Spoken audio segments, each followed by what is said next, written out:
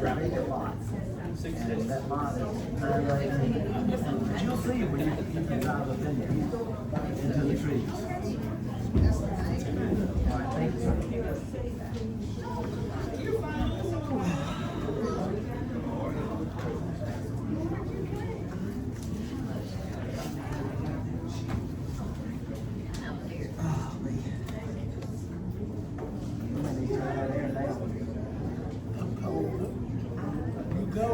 Yeah, I was telling Dakota. It is funny. Just before 6, all of a sudden I could tell, when it was really cold, I could tell how much it did. Yeah, I'm sorry. Yeah. They don't get no better. Yeah, I figured that.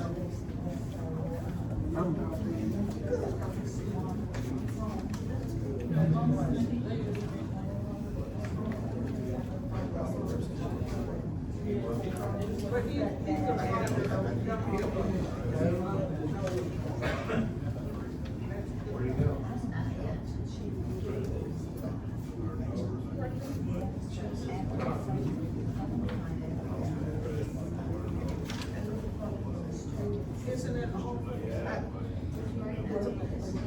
There was an ordinance that he's changed.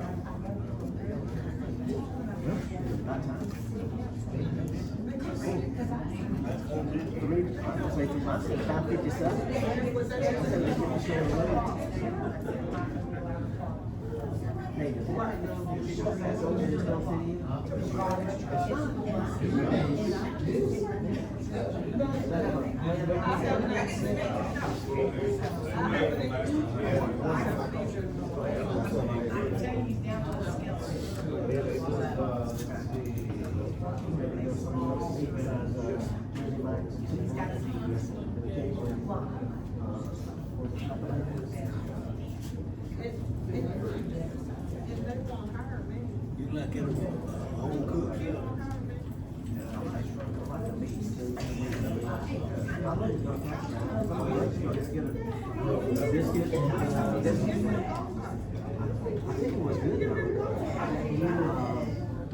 This was the very big one. So what we do,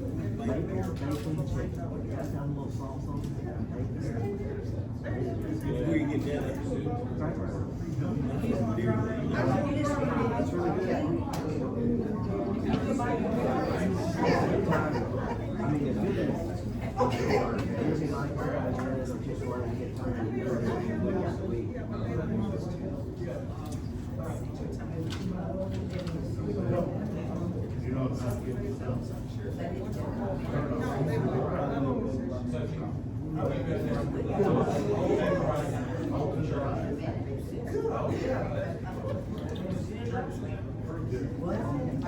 last month, yes. But still, that's our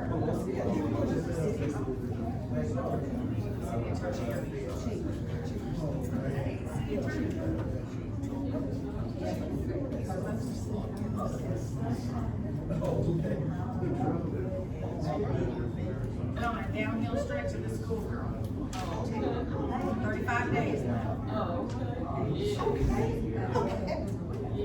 Then grandbaby's gonna come from moving back to Margaret when she comes home. Is she, yours, mine is gonna be here, mine will be here next year.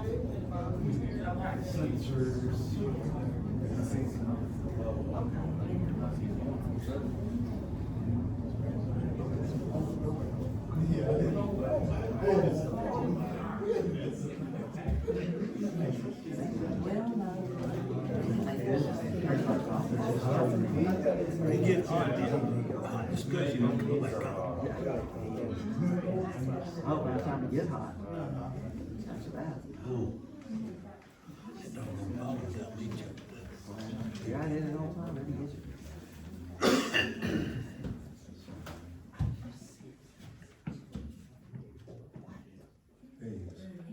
He's coming.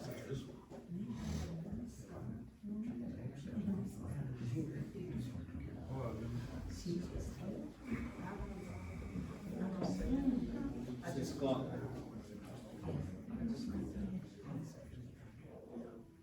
All right, I'm calling the meeting to order.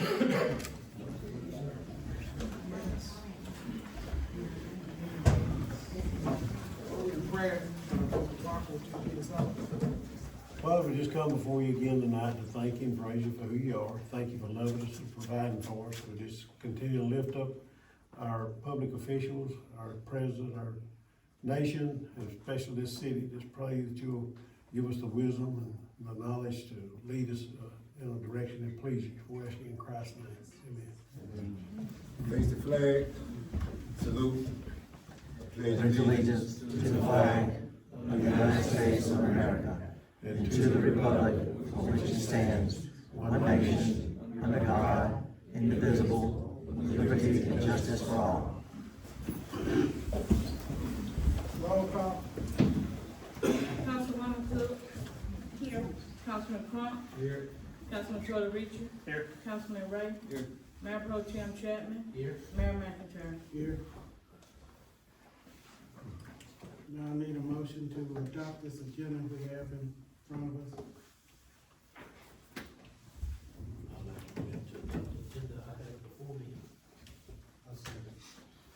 There was still quite a few agenda items missing from here. I mean, things that we've done, discussed in the past, and, items that have been on the agenda, and things that I've requested that are not on there. Still missing the handbook. We need to revisit the Argo Sewer franchise agreement. We need to really have a water capacity plan, obviously.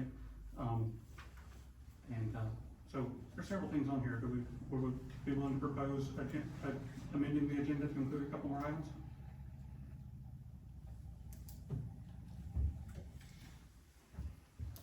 Maybe I should ask Mayor Erskine, should we consider? Can you? Yeah, you can make a motion to amend. Yeah, no, making a point. Any more discussion? Yeah, when are we gonna step up and handle the responsibility that this agenda and handling these items requires? Like, I mean, you know, the weakest link in the chain is always gonna be the one that breaks, and, with no communication, no information, and you know, willful ignoring of, important city topics is like hurting the city every day, and you don't seem to care. Any more discussion? All in favor of? Opposed? I sent an email asking for several items to be added to the agenda as well. Still some missing from my request.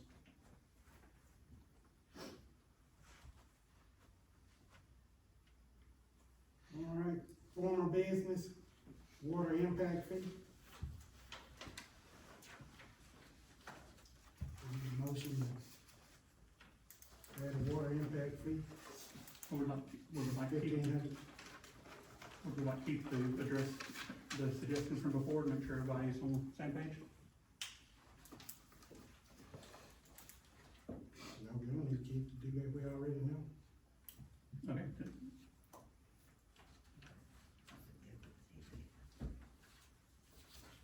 What will the water impact fee be used for? Water improvement, water tank, I thought that's what your water tap money was for. So if the impact fee money is going for that, then what's the water tap money going for? We have that in a certain account? For infrastructure purposes or what? they setting up another account for that, Johnson Road. For which one? The water impact fee going towards the water tank. So what about the water tap fee money? Where's it go? Towards the water improvement. And that- Goes to water improvement, but we haven't made any infrastructure improvements. We still have two 2-inch water lines supplying half of our customers. After Oakland Utilities has asked us for over 10 years to update our pipes in our system for future expansion, we failed to do so on several occasions. Matter of fact, leading to last year's big problem, if we had to tell people they couldn't even water the grass. You know, failure for us to do what we're supposed to do at the end of the day has resulted into now a major dilemma. And now you're saying, well, now we need to add another impact fee? Who's gonna pay the impact fee? The builder, the developer, who we gonna ask this time for? Yeah, that's why I think the water capacity and operations plan is an important topic. We need to really have those hard conversations and discuss what the future of the water department looks like. So who are we gonna ask to pay this impact fee? You wanna come up and explain a little bit on that key? Yeah, I'm happy to. We've gone over that, Councilman Ray, a couple of times. I think that your tap fee that you have set up currently is quite low comparative to other people. And it covers the cost of the meter and the actual, cost of installation, tap of the line, and actually setting up that service, and it's quite low. The impact fee that I think is before you is really intended for that future use that would be borne by developers. They're the ones that are putting the new lots on the ground. That fee would go into an isolated account, and it would be earmarked for any system improvements, but we kind of know, and we have a pretty good plan for what needs to happen in the near future, in the next four years.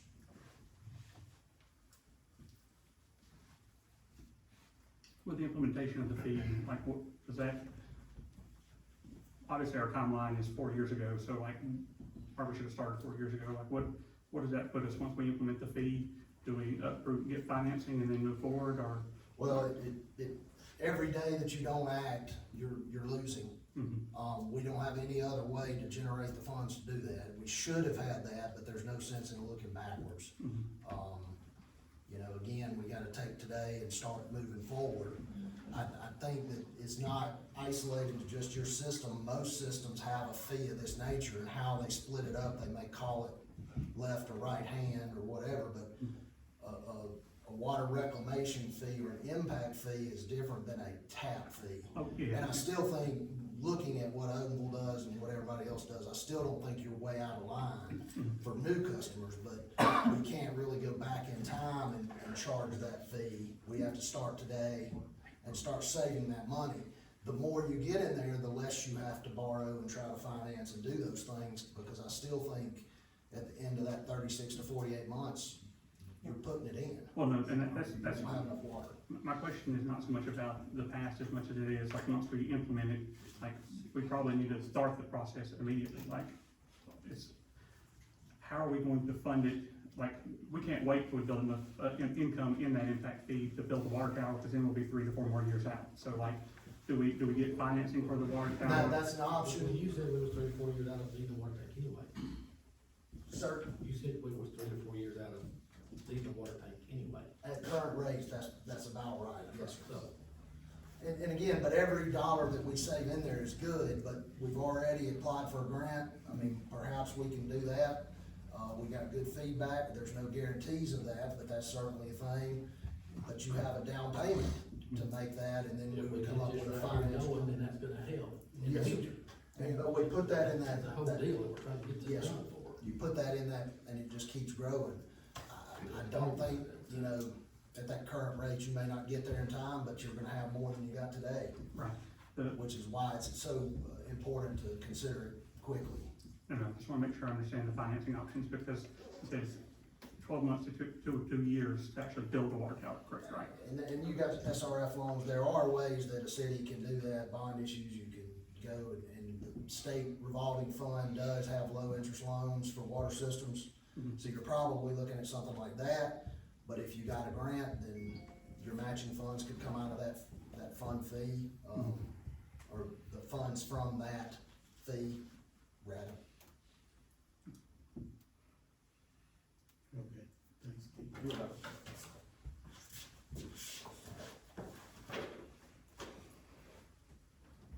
I need a motion.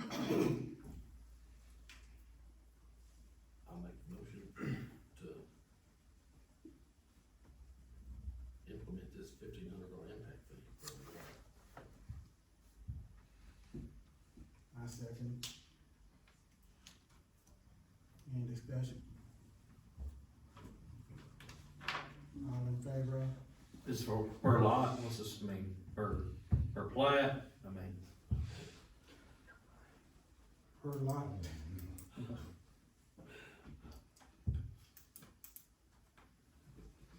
It'll be on the building permit, not the developer, right? So it'll be on the building permits, not like pay for it at the time of, getting the rest of your building permits.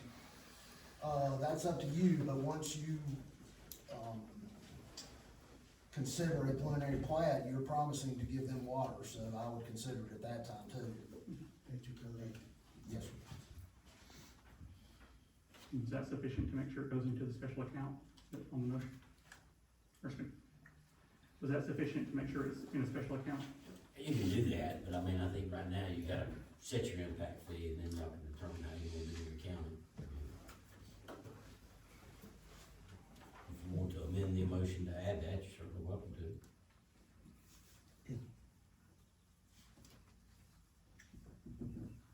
Is that effective immediately? Or Yes. effective, okay. I make a motion to amend the motion to make it effective immediately and to put it into a special fund dedicated to the water tower and future infrastructure growth. It will not be effective until it gets published. Any ordinance has to be published. Right, I understand.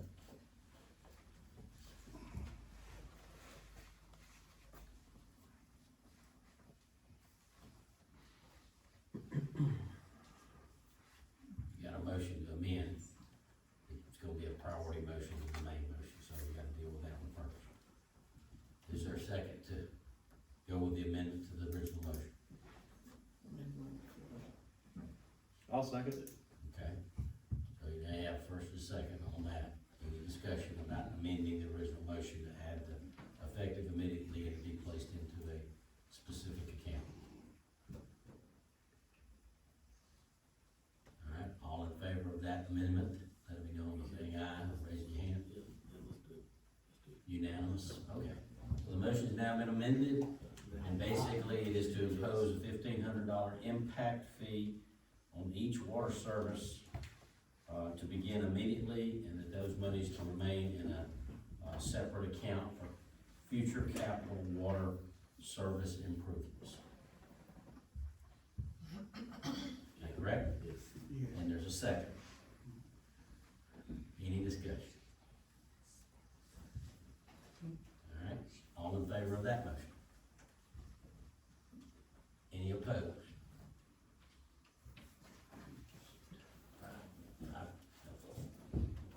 Motion carries.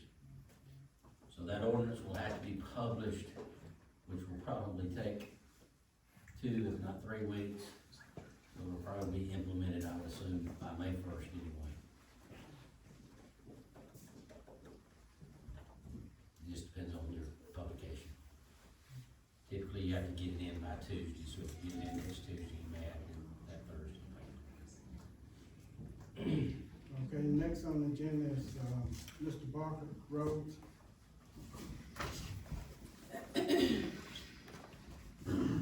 All right, sir, the last meeting, we discussed 5 roads that, we had gone out and got quotes on. The first one, I think y'all got copies of these, hope you have.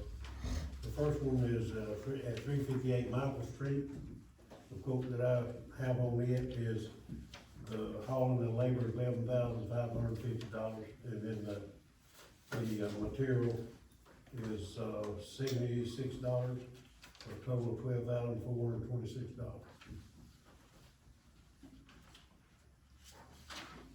The second one is south, at 1339 South Hillcrest Road. The quote I have for the hauling and labor is $9,240. Materials $1,825 for a total of $11,065. The third one is at 1965 South Hillcrest Road. The quote for labor and hauling is $10,650. Materials, $3,650 for a total of $14,300. Fourth one is at 309 Lake Road.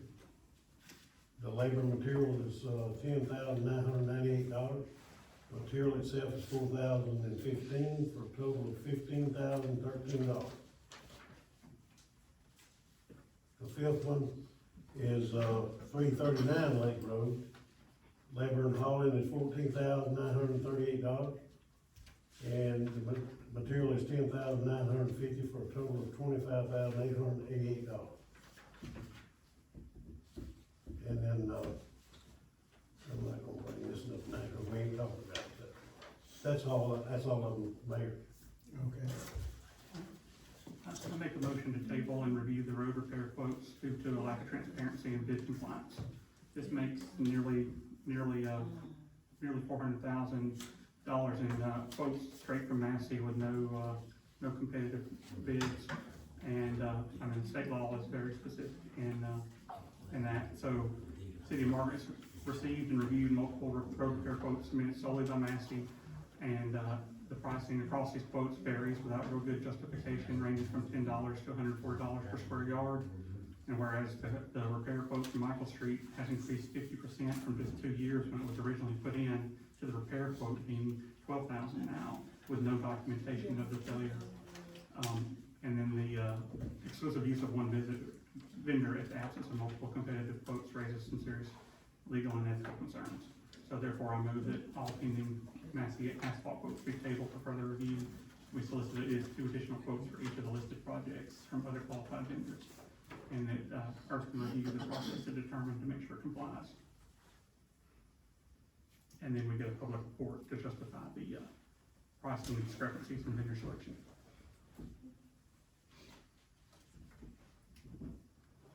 A motion. Is there a reason we're just getting quotes from one company? You got a pretty good reason. What's that? We can't get nobody in the quote. But 6 months ago, we just had somebody else, a different company, did Colonial Lane and something else over there. Yes, and if you remember, in the last 6 months, well, last year, we've had about 40 quotes, and none of them were given, none of the quotes other than, Massey was considered, well, we considered them, but they were low or higher. Massey is, usually you gotta pay them on these small jobs, you gotta pay a fee for them to come out here and set up, anywhere from $3,000 to $5,000. Massey's right across the hill here, and they usually waive that. I'm not sure they do based on the quotes. I mean, cause the smaller jobs, they nearly double the cost of the per square yard for the smaller jobs, even though they're already out here working on another job. So they're hitting us for that quote, it's just buried in the, or they're hitting us for that charge, it's just buried in the quote It doesn't show somewhere. on the quotes. That's right. Yeah, the math isn't mathing on all these quotes. And, I mean, you've got, that Michael Street is nearly twice as much as, all the others. This Woodland Circle that we had quoted previously, that, they wouldn't come back out because, they wanted to have, wanted more work before they'd come out and patch that little hole. That thing was, $38 a square foot to patch that hole. Like, I mean, they're gouging us in different ways. Like, so, Michael Street is $20 per square foot, for patching it. And, I mean, a lot of their other ones are ranging from $1 to $10, but Woodland Circle and Michael Street are both astronomically, and, Clover Street are astronomically higher. Now, Clover Street I can understand because they had to mill it down, but the other two are just overlays. And so, those charges are still there, it's just not shown a separate charge.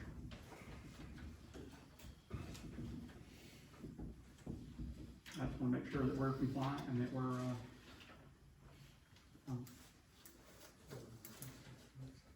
so we've got a motion to table it.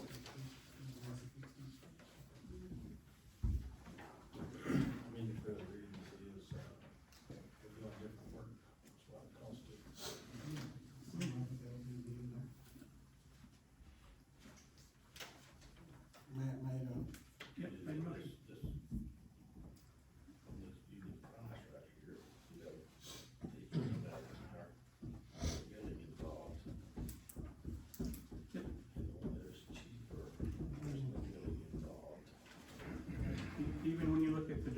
they're just, the same type of work, the prices are drastically different.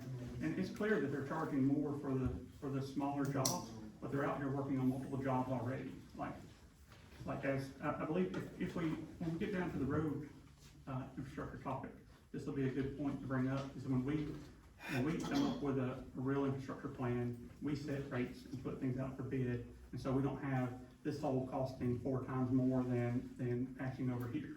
I mean, we're really eating it on all these different small jobs rather than doing larger jobs I mean, Lake Road would have been a good example. If we had gotten a quote for a mile of Lake Road, it would have been much more efficient than 3 separate quotes to patch Lake Road. Like, we're shooting ourselves in the foot and wasting our taxpayers' funds on one-off jobs. And Massey is still getting their markup.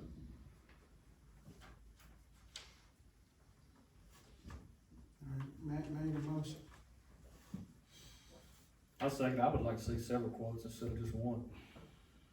I mean, it's hard to say we're getting the best bang for our buck with one company. I don't have a problem with it if you can get them out of here. You tried to get him out of here. Let's talk to Argo and see who they're using now, because they're not using Massey right now. And they're getting a better rate. Well, they might be using Wiregrass through the county, but we can do the same thing, but they hire. The folks that we've gotten from Wiregrass is higher than Massey. But if we're repaving the road 2 years after we just did it, chances are That's one example. right, I don't even understand. And we know what, we think we know what costs. Well, I think we also, part of the road infrastructure plan, we needed to do a better job in making sure even patch jobs, like that cul-de-sac was brand new, and we didn't put a rock base, and we skipped a lot of steps on that, and that hurt us.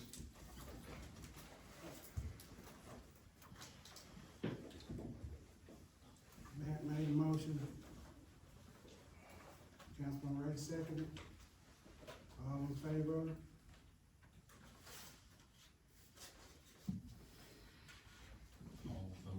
All opposed?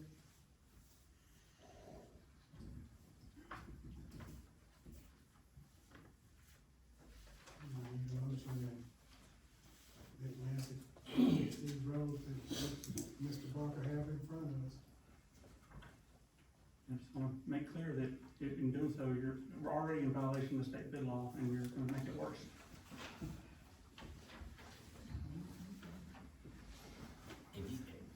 I would ask, would you clarify as to how you believe that to be true when he's told you he's tried to get the bids and they won't give them to him? Like, this last whole set of bids, there was no time. Massey, more than likely what happened is Massey was out here. Whoa. Mhm. This department head has told you he's trying to get bids and he couldn't get them to give bids. In the past, okay. Did we try to get multiple bids for this one? No, at least 5. Okay. And so, and this is adding more work to an existing vendor, which, and also we have the change orders, right? We have the original quotes that changed after that, which also brings things into question, like why did, I know timing wise, they were 6 months or a year. Why are we getting them bids if we've already got old bids? We had to pay a difference because they updated the old bids. We were presented with your old bids and they had to revisit them and update them. That's why we had to add more money at the last meeting. The only reason we have to get new bids is because y'all didn't take action on the old bids. Correct, but my point is, like, if Massey may have been cheaper a year ago, but we didn't know at this point, and then now they hit us with change orders. So, like, the point is, when you're dealing with a vendor and they put in a change order, they're making up that difference for when they were cheaper and now they're not cheaper anymore. And I hear you, but I think your reputation has preceded you over here. And the problem is nobody wants to do business over here. You have a singular vendor that's willing to do business with you. That's what it sounds like to me. Well, that's what it amounts to right now. So if y'all want him to get more bids, he can certainly. There's more vendors that do business with us. I've contacted one this week and they said they was never contacted about bidding on any of this. Who would? Birmingham Silk Coat. 6 months ago, we were using them. They were the cheapest around, 6 months ago. That may not be today, but if you don't give them a call, give them an option, how can we sit here and tell these people we're using their taxpayer money the best way we can? Did you say they would or will not do business with us? They will, Oh, I thought you said they would but not. you gotta call somebody in order to get a quote.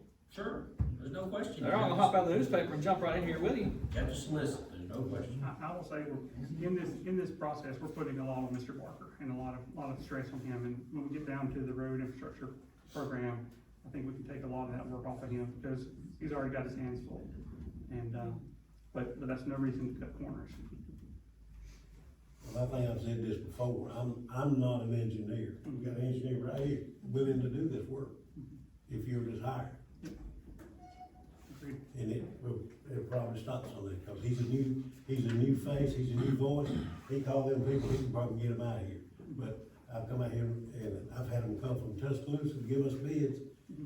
And the guy can't believe he can't get a bid, but he's hired. And y'all decide, y'all tell me what to do, and I try my best to do it. But I think Keith needs to be hired to take care of all these roads and let me do my job. Yeah. Yep, that's that next agenda item. Or that last agenda item. You have another mic? So other than these five, you had another, you're gonna make a presentation on Well, what you did? Yeah, but it's not a paving job, we're fixing to we're doing some work over in, Sunrise Subdivision, Starlight in particular. And it's already been approved to be paid. But the problem down there, we can go ahead and pay it. And it'll last 5 years, it'll last a while. But water is coming across that road. The drainage needs to be addressed also. So, we got a quote from them to correct the drainage, and I got it back yesterday afternoon. And of course, it's gonna have to be bid out also, because it goes over $30,000. It's $32,345. And Keith has informed me that, anything over $30,000 has to be advertised. And so I can't do it right now anyway.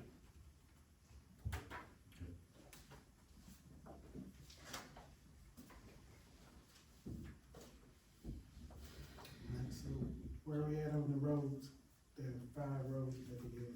Well, you got to solicit more than one company, there's no question. So the question is, do you want Mr. Barker to continue on the way y'all been doing, or do you want Keith to engage Keith? That's the two options I've heard. Unless y'all have a different idea. We could bring up the road engineering, plan now and answer both questions.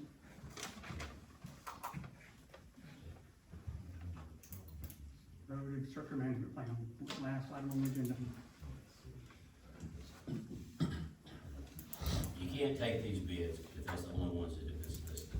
I mean, and these would total greater than $30,000, so it would appear that you were separating the bids to get around the bid law. Exactly. That's exactly right. Thank you. What's the violation of state law? It's just. Well, that wasn't my intention.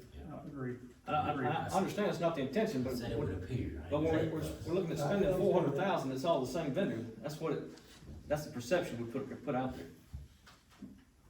But I think it's like this because it's different. I understand what you're saying, but because it's different roads, and that you just broke it up into the prices for each road, correct, Mr. Barker? Yes, ma'am. Thank you. There's 2 of them on there, it's the same road, but it's in 2 different locations. Yeah. Well, 2 roads. South Hill Crest has got two on it, and Lake Road had 2 different locations on it. Yeah, so you just broke it I up. didn't think about it in the terms of that, of getting around a bid law. We're just trying to get, I'm trying to get as much for the money as I can get. Yeah.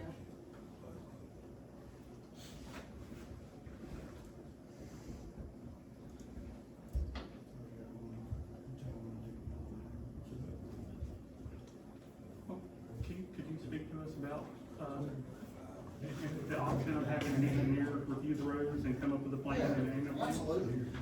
And we do that for a lot of towns, and we'd love to do that for you guys, but, one suggestion I can make, and this is really common, Leeds, Moody, Odenville, all of the cities around us do this, is, you would put a bid out and you would ask the contractor, give me your best price for a year to put in asphalt. And then those guys would bid and we would go through that process. At that point, you would have the option to hire, let's assume that Massey was the lowest bidder for installing asphalt. Then at that point, it would be completely legal for you to have us look at a road. It's so long, so much asphalt, we would add that up and we could then present you with these totals of what you're looking for. It's a really good way to do it. We would buy the asphalt, which you're entitled to be tax-free because you're a city. So you actually get to pay a little more, than a contractor would do it. And you could also bid out any one road or group of roads, there's nothing wrong with doing that. But if you have a contractor that's your contractor for that period of time, I believe you can do it up to 2 years under one bid contract. But it's best to do one.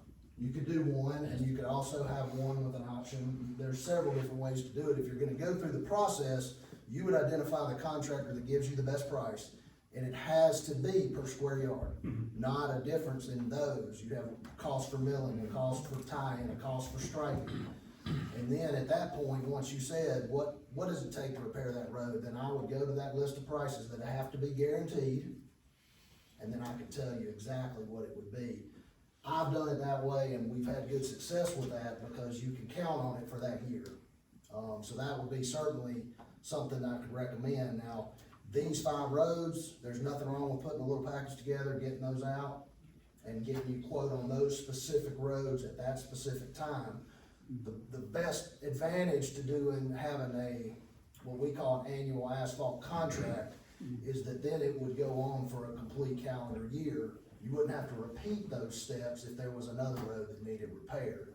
So, that's certainly something to consider, and other cities have really good, St. Clair County does the same thing.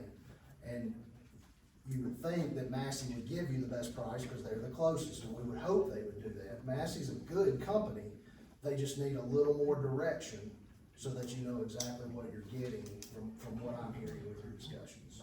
And Keith, just to be clear, part of that service is that you evaluate the road and come up with a list of need, right? Like, because that's one thing that we really miss. We're just randomly grabbing roads that we look at and think. People do that different ways. A lot of times, Mr. Barker's going out doing those things. He and I could work together. He could give me the list of streets. I could try to put them in order from worst to best for you.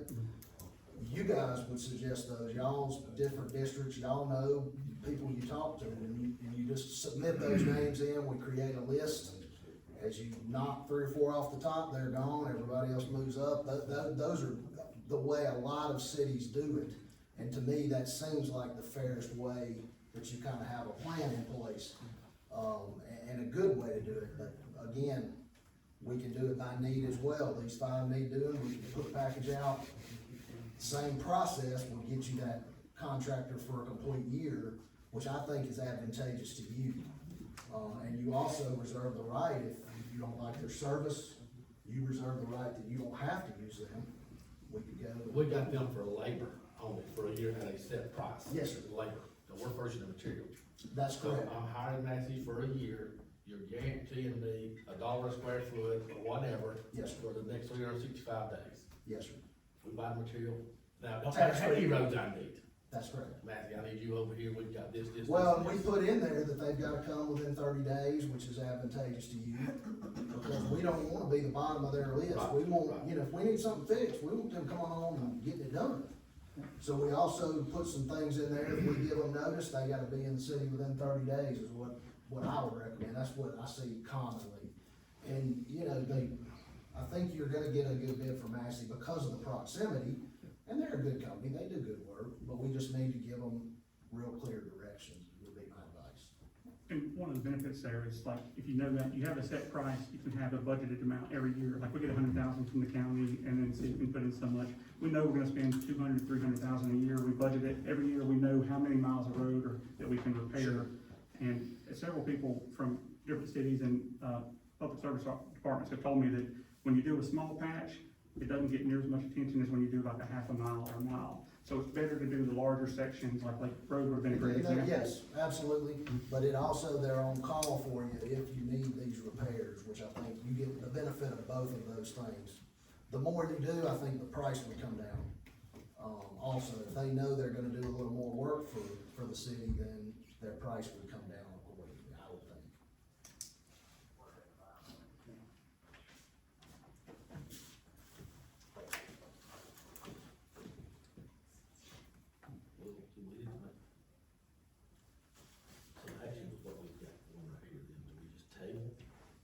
Ray, till we get, You can, I mean, you can table it, or you can make a motion to engage him to do what he just said, or any portion of it. okay, but now that, Or you can there table it. was a motion, was second up there. It's already been voted, it died, the motion to table died. Okay. If you wanna make another one, you can.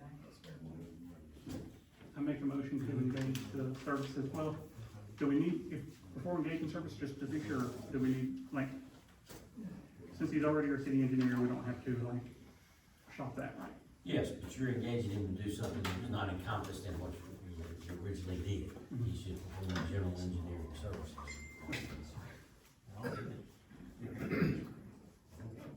Do you want him to solicit bids on these projects? Do you want him to solicit bids for an annual contract? Do you want him to review the roads and the job and the specs?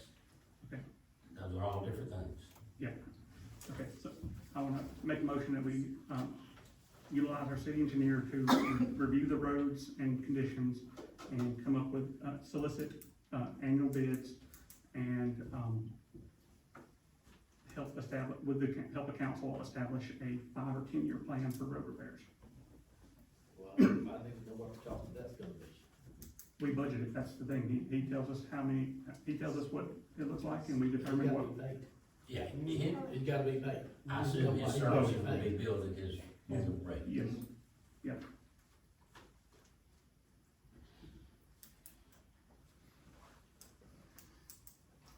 So just, So, all right, and I'm just trying to clear, are we doing anything on these 5? You're just in general wanting to engage him to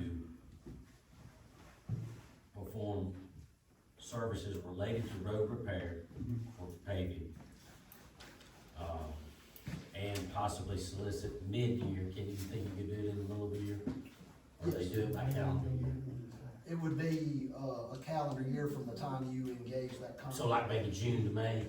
Well, If you they're could ready do for June to possible. June, Okay. at your, it would be at your discretion, or the city's discretion. So he could go ahead and actually ask for somebody to start taking those bids, if that's what you're We're gonna put some on these 5. Okay. I mean, we can put a package out for that, for those 5 specifically, and we would, you know, again, a lot of times I physically call those contractors and try. We can't guarantee how many bids we get, I think I could get you a couple. But again, once we go to that step, I think they'd be confident that we're gonna do that work. well, the motion is to, Package out on these 5 roads, and then like you're talking to, at that time, you can engage with them about this yearly. Yes, At that time. yes. Again, I think the we can process. follow that into one thing. Yeah, the process would be the same, we could either have the annual contract that would Just let them then. know, immediately, we need work done. Oh, yes, and we can verbally tell them that, and we would. But again, these guys are used to bidding this. Massey has bid on 4 that I've been involved with, and there's Dunn, and there's several companies.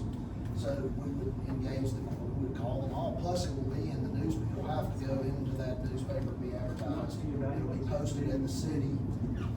So that process is the same. Once we get the annual person, you can turn them loose the next day, as soon as they get their insurance and everything on file with the city.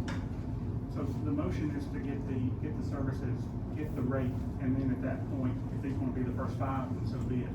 Like, the motion is to get there, and then you could pick whichever 5 department, based on, we do wanna consider his evaluation as well, but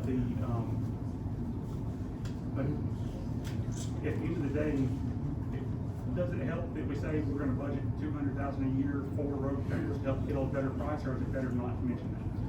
So I'll have to put a basis of the bid that they can all judge from, and I'll base it on that, but we're not obligating ourselves to do anything. Each time you wanna do a road, it would come up in front of council, you would have that exact cost in front of you, we would get the current asphalt price, and we would present it to you, and at that point, you can decide if you wanted to make that repair, as long as that contract was good for that year. So, as quickly as we can do it, would be about 2 weeks. So you could have your annual bids in place better give it 3 weeks. And then it would have to be the next council meeting for you to evaluate and make sure you wanted to enter that annual bid.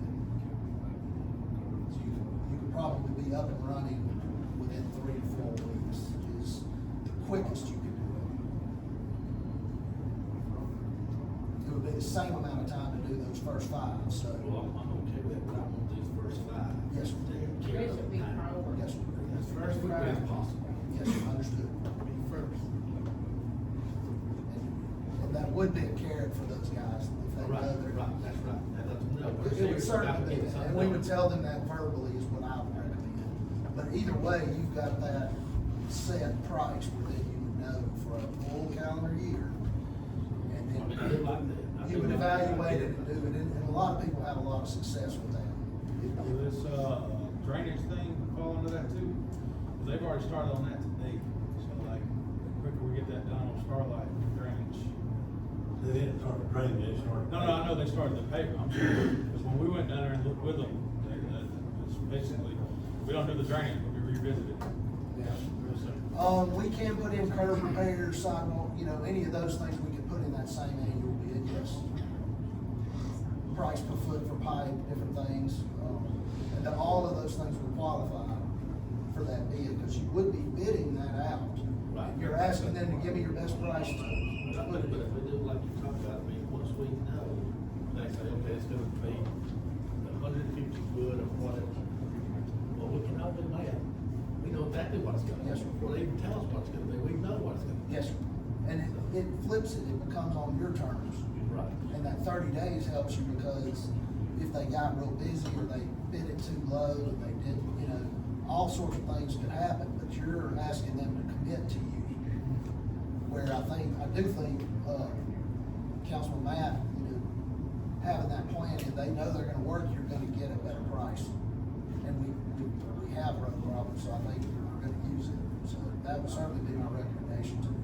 And we can also implement our standards, like, to make sure, like, because Michael Street should not have been put in the way it was, like, with no base and just on dirt. And so, not meeting our current road specs is what hurts. And so we accepted the bid without it meeting our specs, without our base.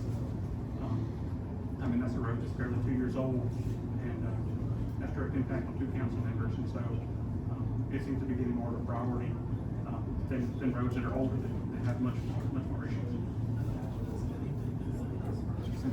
That's where the bus turned around. Yeah, that's where the bus turns around, so James doesn't have to make a 3-point turn, we put it in 2 years ago, it's on Michael Street, next to your house, like, I mean, it's all, like, it's wild that we're taking a 2-year-old road and making it such a high priority. So you'd rather make a 3-point turn, bus and kids? That's the reason, So that's what you'd rather do? No, he doesn't have to, we put in the cul-de-sac, so he didn't have to. My point was, so this is a personal project, not necessarily based on the priority.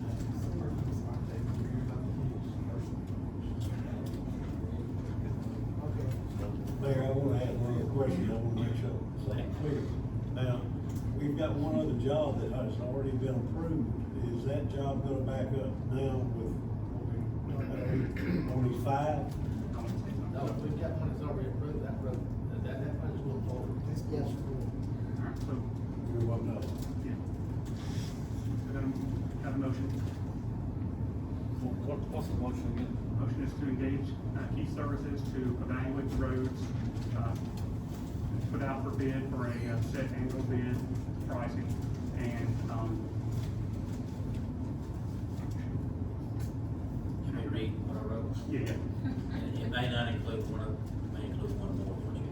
Engage our city engineer to assess and recommend road repair issues. To ask him to obtain bids on the 5 specific jobs. And to also obtain bids on a 12-month contract for paving-related services pursuant to current annual contract standards. 3 things. yeah. All road repairs, these 5 jobs, and a 12-month contract. Based on level of severity. I didn't include, I But didn't. he would have to then. Yeah, access, I mean, assess it. That's his call each Right. time, and he would Right. still have to come in front of y'all, he's already told you that. Those 5 jobs are not in my motion. We can make those priority after he does gets his rate. That's what somebody over here recommended, that's all, I'm just telling you, what y'all all talked about. Yeah, that wasn't in the motion I made. I mean, we can obviously do that once we get there. That motion. No, they specify, but the motion is about engaging Keith Services, and then once you've done his job, then we pursue the plan. So you're, Like the annual price is the most important part of all this. guys, if we keep talking about it, we're never gonna get a motion. She has got to write down a motion. And y'all just keep on and keep on. What's the motion? To engage Keith Services to review and evaluate the roads and become get solicit bids for an annual contract and annual pricing. These first five is priority. That's not part of my motion.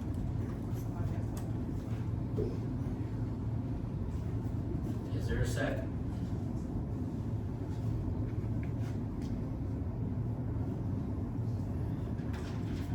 Alright.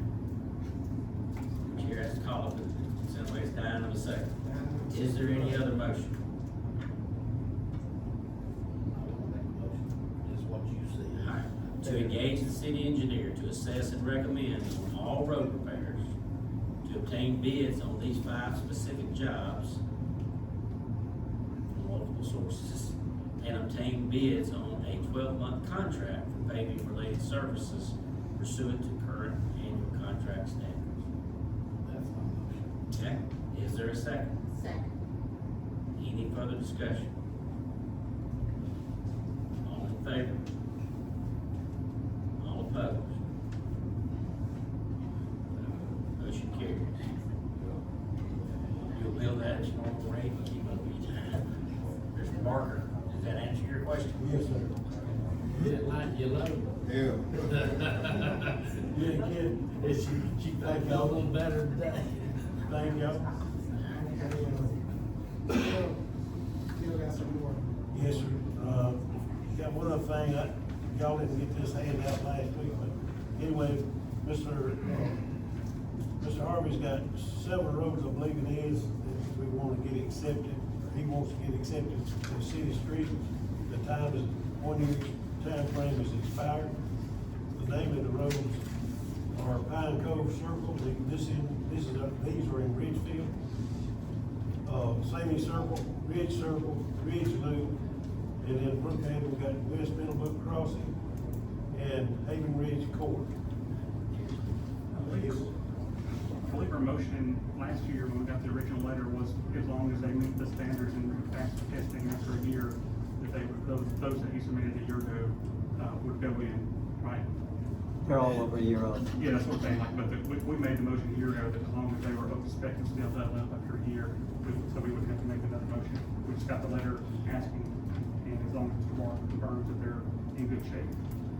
Technically, you have to fulfill the contingency. That's why you set the contingency. Y'all gotta Right. He submitted the letter. proclaim it. But his submitting the letter doesn't mean it's done. It's y'all having to take action. Gene You inspected in the them minutes last, of a meeting where a road has been accepted from one point to another point from this day forward. I'll make a motion to accept the list of roads we've been provided this evening by Mr. Reporter from Brookhaven Development Partners. he inspected them last Wednesday, all of them. Oh, he did? Yes, sir. Okay, so it's on Mr. Barker to say. Do we need to name each one of these roads in the motion? I think she's just gonna attach it. The biggest question is, do we know from where to where, what point to what point? That's is there a map? Is there something It's the showing? entire street. So you're gonna take in the entire street of Pine Cove Circle, Sandy, Ridge Loop, West Middlebrook Crossing, and Haven Ridge Court.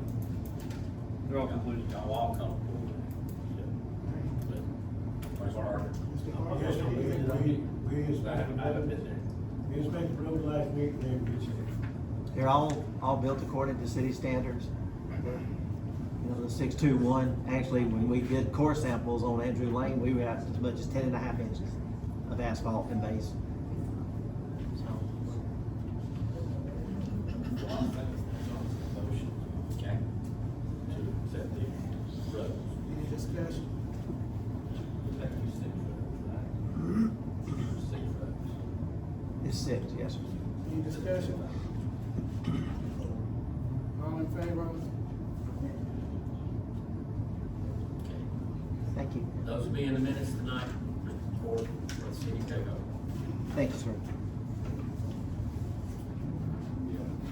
That way, 6 years from now, if different people are here, there'll be minutes to show these roads were specifically accepted.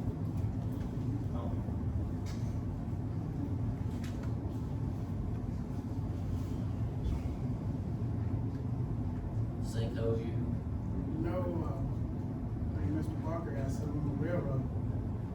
Yes, sir. They started our railroad repairs on Acton Road yesterday. They coming along real well. They're on schedule to finish, repairing the rail. They extended them to 32 feet. The crossing was extended to 32 feet. It is scheduled to be repaved after lunch Thursday, set overnight, and, the road will be opened up on Friday morning. That's on Acton Road. And then they plan on going to Railroad Avenue, and that should take, they're gonna put a whole 40-foot section in there. So they're gonna cut the whole 40-foot section out and set the new one in. They building it in place. So that should be, I think the scheduled cost of that will be completed in, the spring. Did anybody contact Central Dispatch and let them know that these railroad crossings are gonna be closed? Yes, sir. 'Cause I talked to them today and they said that was invalid. They said nobody's contacted them from the city at all. I think that's interesting. I talked to a dispatcher yesterday. That's the emails. Actually, time stamped. I talked to Freddie today, he said he heard from nobody. You saying you buying? Am I saying? You saying you buying? Yeah. Sounds like it. And not just, them, we sent to all surrounding, just well, so. I did this. Yesterday at 3:03 p.m. Next on the report.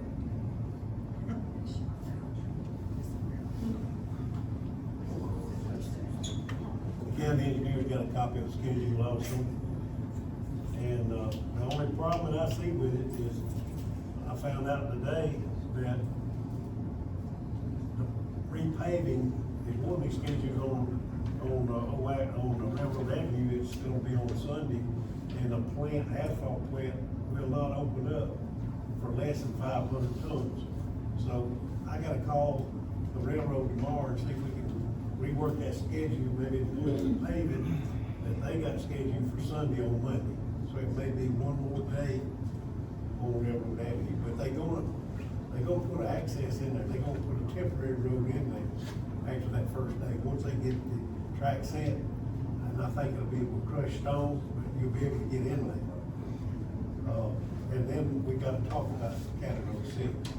That hasn't been finalized yet.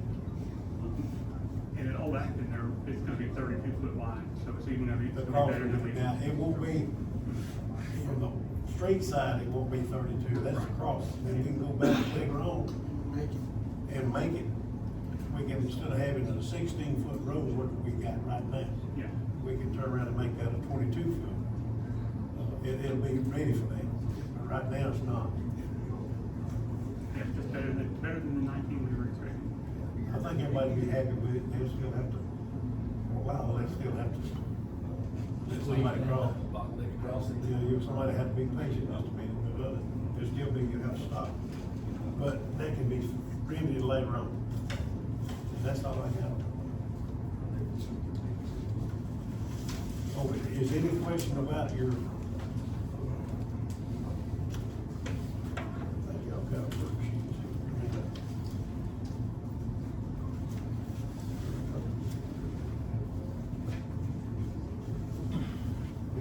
Anybody got a question about the monthly report?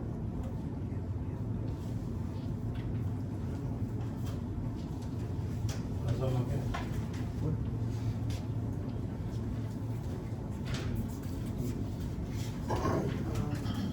Next on the agenda is the sinkhole.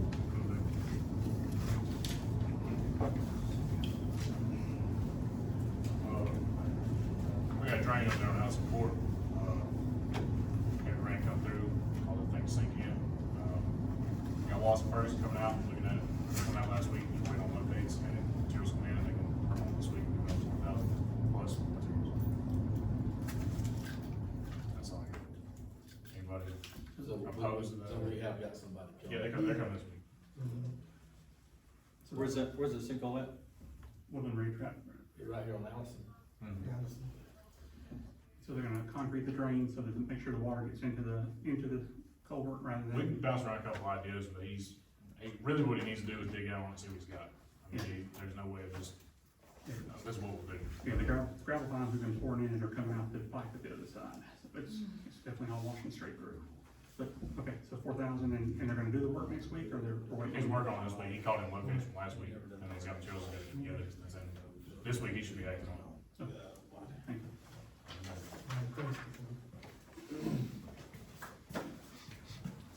Next on the agenda is the Easter egg hunt. We spoke with Southern Supply about 2 inflatables. And for 2 inflatables, the cost is $500. And this is for, the Easter egg hunt, the Saturday before Easter over on Jeff Wilson, Drive. And it's in conjunction with, Craven's Ice Cream Shop. And so with the 2 inflatables, it's $500, and I guesstimated spending about $500 for candy. So we're looking at $1,000, give or take. And we will pay, we won't give any monies to the ice cream shop. Well, are there gonna be food trucks and stuff as well? Yes, he's gonna have food trucks, and Mr. Davis is handling food trucks. Okay. Anybody have any problem donating it? We got the eggs from Bethel still. I'm gonna call, I need to get the man's name. And I'm gonna call him and get them. Mr. Davis, yes. Tucker. Mr. Davis.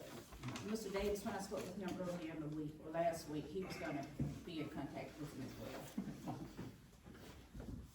Y'all good with the $1,000 donation? Need a motion and a second of the vote. Need a motion? I make a motion, we get donate $1,000 for the Easter egg hunt. I second. I assume y'all basically empowering Ms. Cook to do this, you're gonna engage the inflatables? Yes. Okay. So y'all are authorizing her to spend up to $1,000 for the 2 inflatables and candy first? Yes. Okay. And I'll get with the clerk on the candy if it's okay. Do I know? I said I'll get with the clerk on the Sure, purchase sure. of the candy if it's okay. Is there a second? There was a second. Daryl seconded it. Okay. Got it? Any discussion? All in favor? Unanimous. Next on the agenda is the fire department repairs. Staff.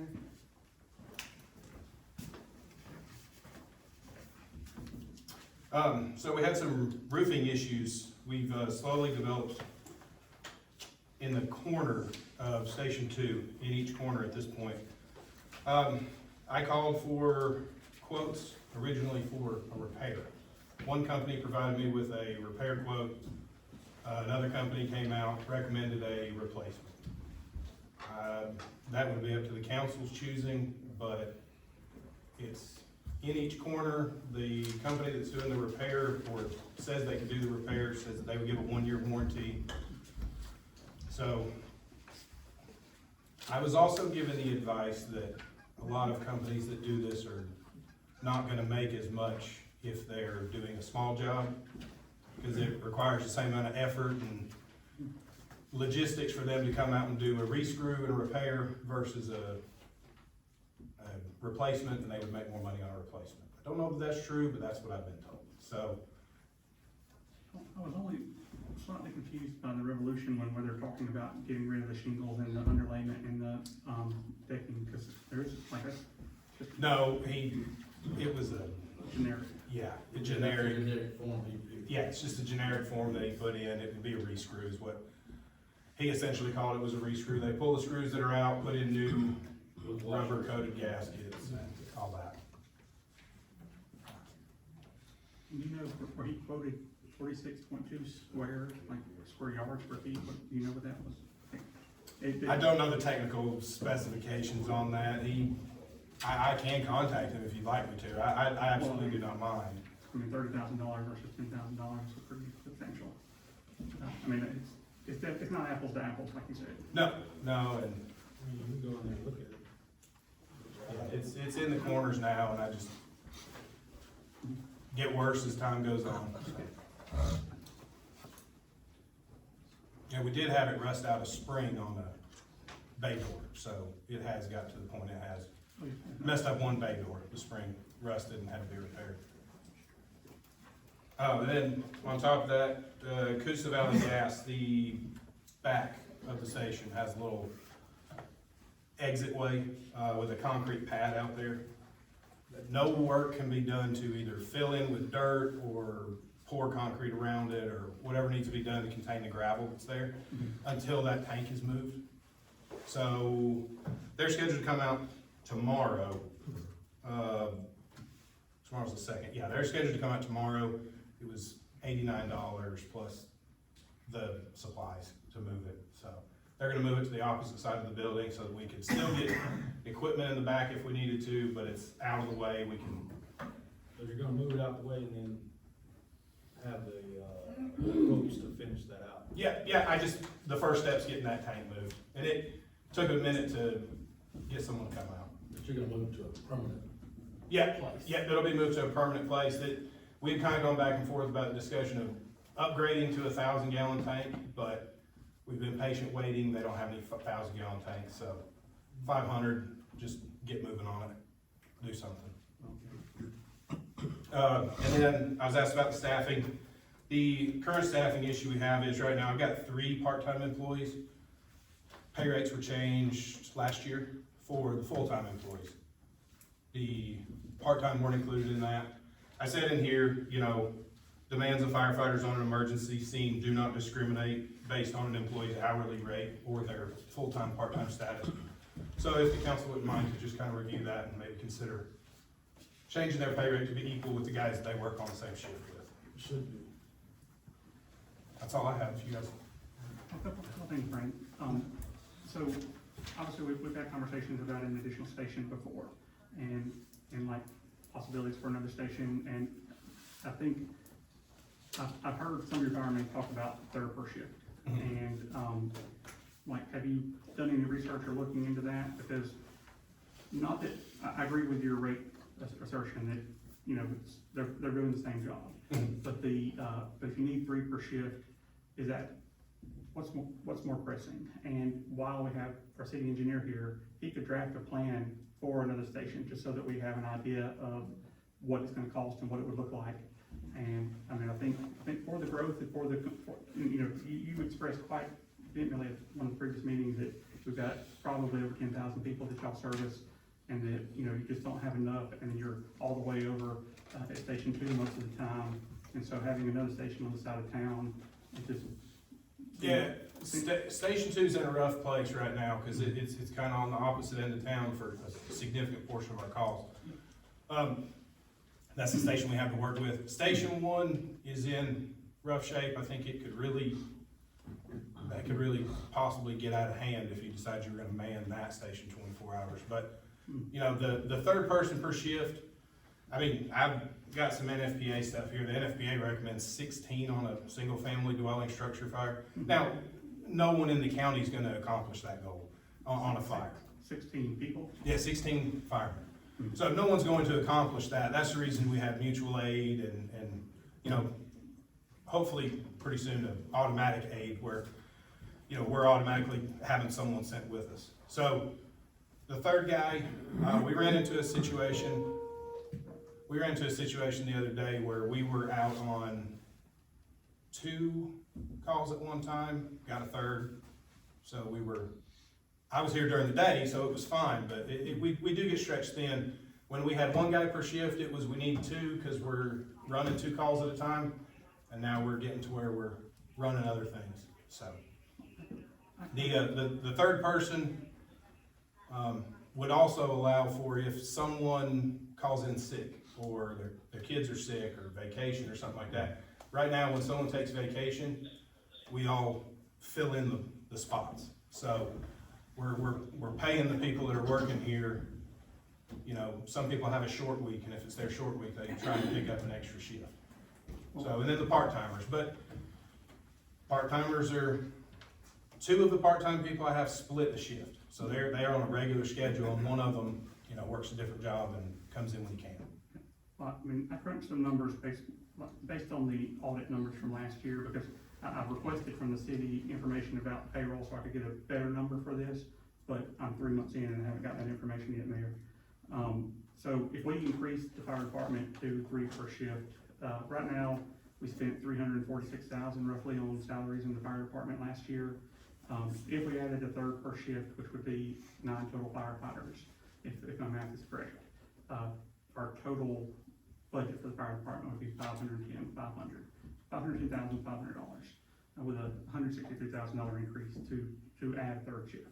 Just for everybody's rough numbers, rough estimate of what it would take to get there, because I think that is important, and I think another station to have services closer to each home is very important. First, to make a motion to engage the services of the engineer to draft a plan for a fire station, just so that we have something to either put out for bids or look at. Do I need to wait till another meeting, or we have discussed it? No, I mean, you can make the motion. I would just think you want to get the support of the others, but no, you can make the motion. It's not that you're spending money, he's your engineer, he's the one that you want to engage. I mean, I think y'all had some plans drawn up several years ago when Mr. Harvey and them were gonna give y'all some time. No, Harvey gave us a rough plan for that acreage back there, but it was a pull-in station, and what we're talking about now is a different layout, and it's a pull-through station. Well, It may be in the I didn't know same. y'all but- were That was a talking pull-through station too. Okay, Yep. okay. It was. Okay. Give you some renditions as well. Good. And I mean, that's what you might wanna do, is get his plans and get them to him and see how they need to be modified. Okay. Is that Or have somebody, I don't know if Harvey still has them, or who has them. I think, well, last I knew, Jeff had them. Well, in previous conversations with Keith, he said he has stuff on deck for that kind of stuff too, that he's done it before, and like, if he knows the lot that we're looking at, and let me ask you a question first. So, it's been said by a couple people that they prefer the lot that's catty-cornered to Brookhaven, that's right backs up to that lake, but based on the city limits that's in the county. I'm assuming for us to put a fire station on a city fire station, would it? Oh, yeah, it needs to be on city property, or you need an agreement with the county, or they're either gonna give you that property or something, yeah. Well, so, okay, I will go, based on the fact that if it was legit, we can pretty much assume it's gone. I would make a motion that we engage Key Services to draft a potential fire station number 3 plans, for the lot at the front of Brookhaven Drive, and once we have those plans, Roush Coleman said that they're approached conversations of selling us the lot and everything, they just wanted to see what it would look like and see the plan. And so, my motion is to engage Key Services to mock up a planned fire station. Yes, sir. So, it is true, we've done, I believe, 4 different fire stations. So the biggest thing, I think you may need some, get with fire chief and have kind of some discussions, because the things we need to know are how many bays, and then what you wanna build it, and how you wanna build it. I mean, the fire station can be as elaborate as a mansion, or it can be a pre-engineered metal building is the cheapest end with those bay doors. So anywhere in between is in there. Now, again, the high, you know, if you do the pre-engineered metal building, that has a cost associated with it. If we put brick on the front, that is an upcharge, you know, and it can go all the way up to millions of dollars, which obviously I don't think we're quite there yet, but, I would need a little more direction with chief of how many bays, where it's located. I know the pull-through, that's certainly something. Living quarters, how many living quarters, all those different things would need to be kind of figured out before I could do something accurately. Yeah, we've hashed those out just in the business meetings over the last couple of meetings, and, Perfect. the, You I mean, I'm may not have been at the for business the meeting. last 3 or 4 years, I said, you know, I wouldn't vote for houses, Harvey, because, but I tell you, we ain't got a problem with that, station on that side. But you voted for There's a every bad plant. situation over there. No, Brandon, did we have this conversation in the past 2 months? During the business meeting? I think we talked about, Since we talked we, about, because I we discussed the. talked to Mr. Harvey, we saw him, and we looked at that, Yeah. model home, so. Yeah, and so during the business meeting, you may not have been in attendance at that time, but during the business meeting, we had a discussion about the fire station. We talked about how deep we needed it to be to make sure it was long enough to fit any truck. We said 2, possibly 3 bays. The plan is to actually try to buy the house behind it in 2 to 3 years. So the option of living quarters was gonna be minimal. And, so we've had the discussion during city council business meetings. And No, so, it's 2 months. I must have missed something. I mean, Yeah, I haven't heard that what- discussion in the last 2 months. I mean, it happened right here in this room. It wasn't done outside this building. So, but regardless, we have a rough idea of what he's looking for. He can fill in the gaps. But it's gonna be pretty simple. Brandon, you said what you're looking for, and I will. Okay, I can do that. That's- If you guys want to, I'll start working on that, no problem at all. That'd be great. All right. All right, well, so name a motion, and I will, haven't got a second yet, or can do I amend it, or do I make a second motion? You hadn't had, if you don't have a second yet, you can withdraw that and make a Okay. motion to start. Okay, I would withdraw the motion and we'll revise the motion to be that, we engage the services of our city engineer to work with Brandon to, design a fire station, for fire station number 3. And the location and plan up to their discretion.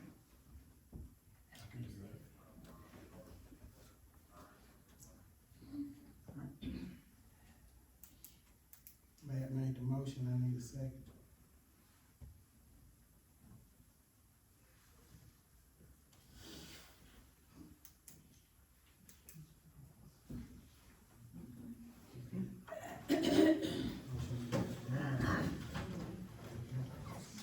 There again. Just like I said. We can work this. All right, next on the Hold on, hold agenda. on. Are you openly saying you're gonna work on city business outside of city council? No, sir, about that, staff, Just confirming what I heard. this is the same argument I had with the police, and it makes no sense that a part-time employee not making the same amount as a full-time. I know that some people don't know how that works, but like, speaking from my experience, when you're running equipment, you got a guy in the shop, so a guy running equipment is gonna make more than a guy running the shop. But when 2 police officers pull up to a scene, they're not differentiating what's going on. When 2 firefighters pull up to a fire, they're not gonna say, hey, the part-time guy, you stay back, I'm gonna handle this. So, I don't know what beef y'all have with paying the part-timers the same amount of money that full-timers is making, but it's not right. It sounds like you're putting a price on safety when you're throwing out those numbers, man. I don't understand what you're actually asking for. Can you repeat that?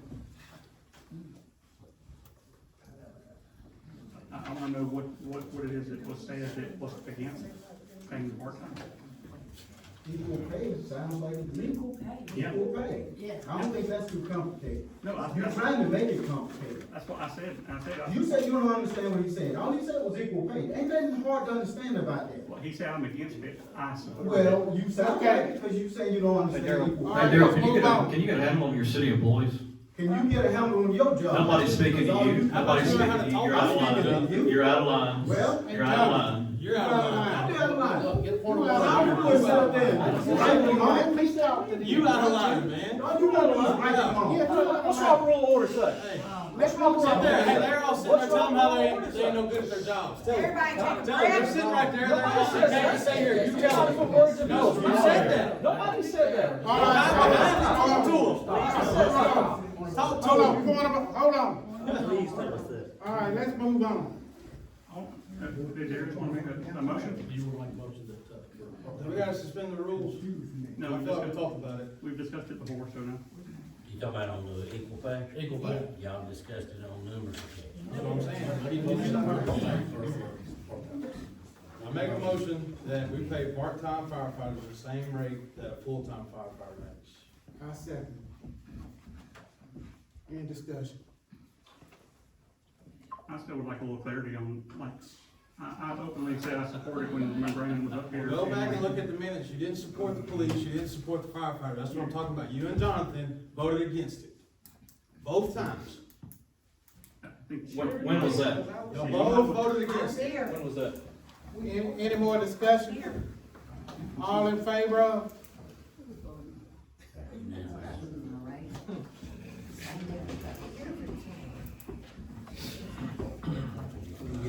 All right, next on the agenda is Village Park Keep. Oh, yes. Put together a couple things.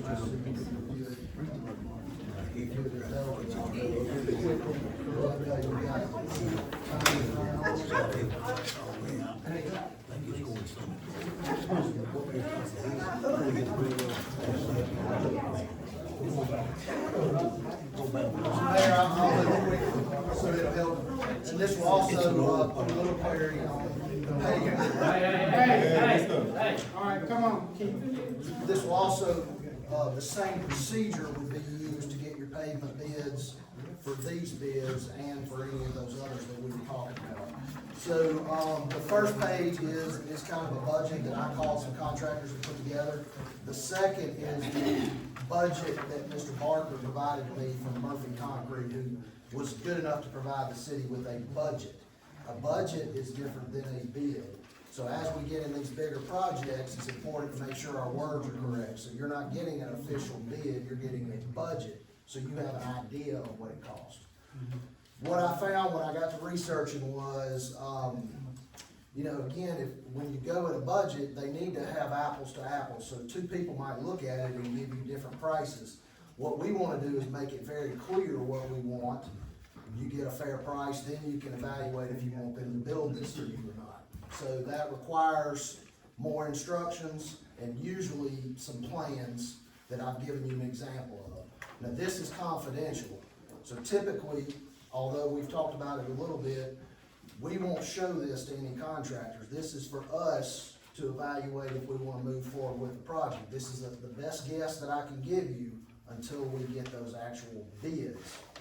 Okay, the second sheet is kind of a typical bid package. The first sheet is the actual advertisement, which is required for any project that gets over those dollar amounts. It has to be put in the newspaper.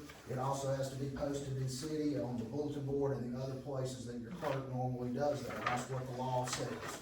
Everybody gets a chance equally to look at those, decide if they want to bid. If they're qualified, they can fill out the paperwork and submit a bid. So you're saying these right here don't need to be posted all over the internet? No, sir, it's not a requirement to post it on the internet. No. Oh, yes, I'm talking sir. about right now. Yes, sir. This should not be posted all over the internet. No, sir, I would not do that. That is to your detriment, because we don't want them to go into a bid knowing what we think. But it is important for us internally to know that, so that then you can evaluate if you want to move forward. Again, we're not obligating ourselves at this point. Back to the advertisement, it talks about the day and the time, and it tells those contractors exactly when to bring those bids to you. So where I've highlighted in yellow, I'm prepared to go get you a bid, but you've got to tell me if you want to do that for this project. About the quickest we can do it would be to receive bids on April the 17th. The requirement is that we can take bids on the 14th day after the advertisement runs in the newspaper, and then we would post those things on the wall. The second sheet, this is the official bid sheet. And so we would have an official sheet, and those contractors would have to fill this out. They can't do anything else, and that's what's gonna cut down on that, not being apples to apples. They have to come in there, if they wanna bid for this building, then they have to put the price in there. And all of the different items we would bid, and then you would get your total. And that would be an official bid. They're also promising you that if you accept it, that they've got to do it for that price. They can't go changing it after the fact unless some part of the job changes, unforeseen. But this is how, it's a very normal process of how that would go. The last sheets, and you can read through it, it's the instructions to bidders, it kind of sets the rules. You gotta have the bids here on that day, we can't accept them after a certain time. Again, all this stuff is very normal, but going quickly, this would be the same way you would do any of the ones where you want an official bid. Once we get those in, typically your clerk, would be here to witness it with us. We would log in who comes, we would get all the bids, and we would make a report for you for your next council meeting. We got 3 bids, here's the cost, I checked on them, good, bad, indifferent, and then you guys would evaluate if you wanna do the project or not. Up to the point of that next council meeting, you are not obligating yourself to do a project.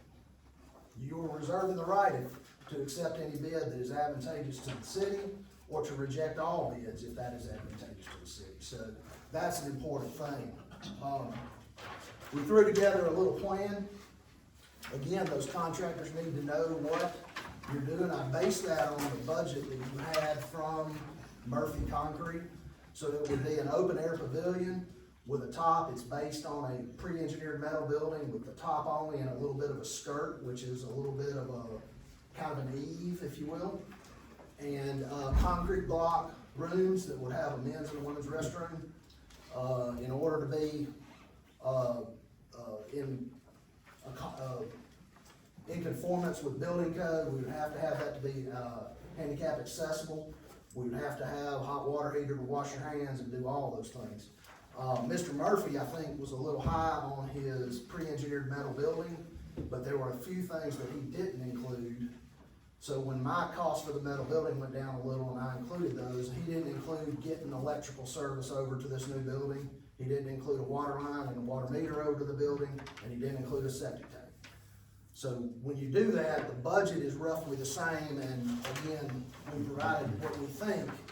That's the neighborhood of that. Again, if you want to change the scope of work, that might change or go up, but in order to be in building code, that's about what you would be looking at for that size of project.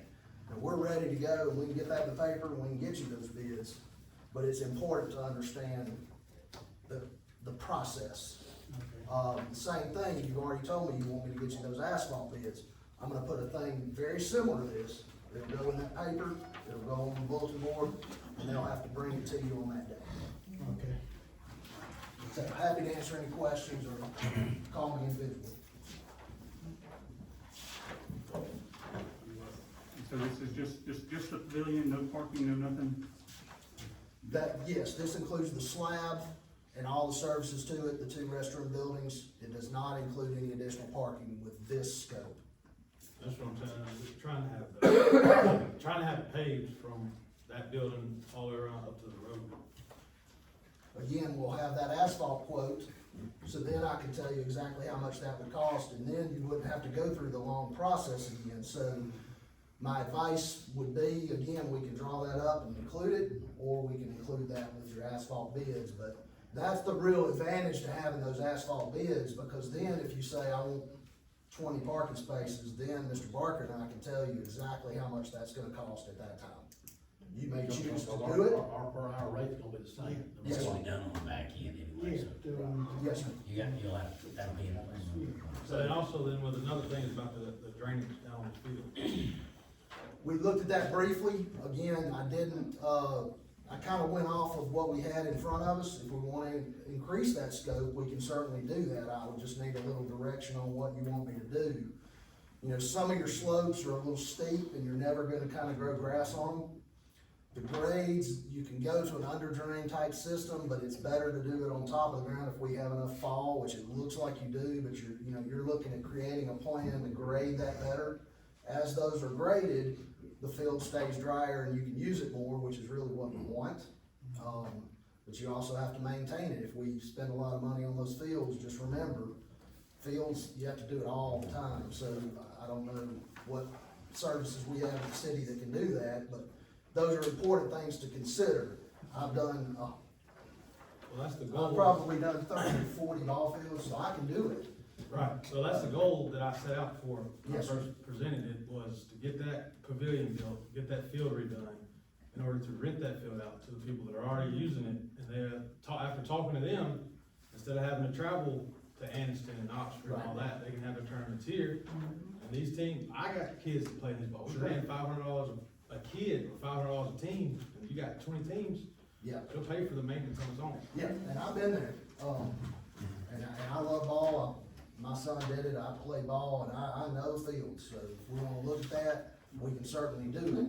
But as what I have in front of you today was kind of limited on that, but again, we start with something and then you can consider that, but I'll be happy to look into it for you.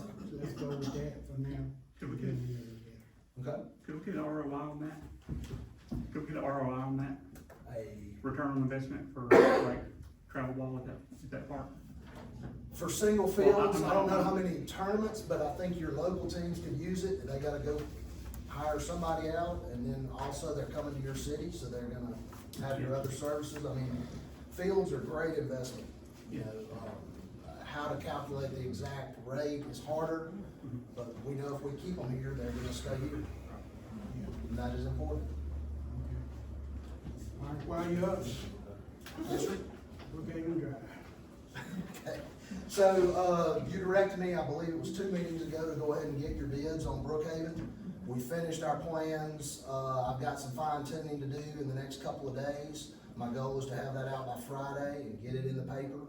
One important thing is, Brookhaven Drive, because it exceeds $250,000, which we think it will, because of the amount of our grant, then it has to be advertised for a period of 3 weeks. As those projects get larger, we have to advertise a little longer. So if we can get that in the paper by the end of the week, it's more like May 1st before we can get bids in.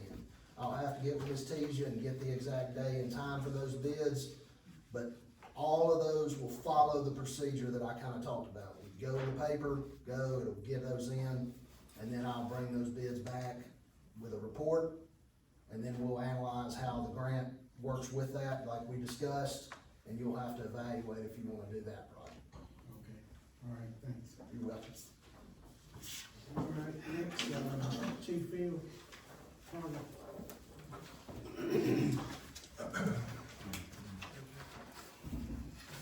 I gave you all, a copy of the city ordinance about the park. The highlighted part, I actually want to take completely out the equation. And the reason why is because, they're getting calls, getting complaints on Kincaid Cove, Hathaway, and Smaller Road in the city about people parking across the street from each other. And if a fire truck or waste management or something like that need to get back, they can't get back because the roads are so small. So I'm asking council to consider taking that completely out the equation.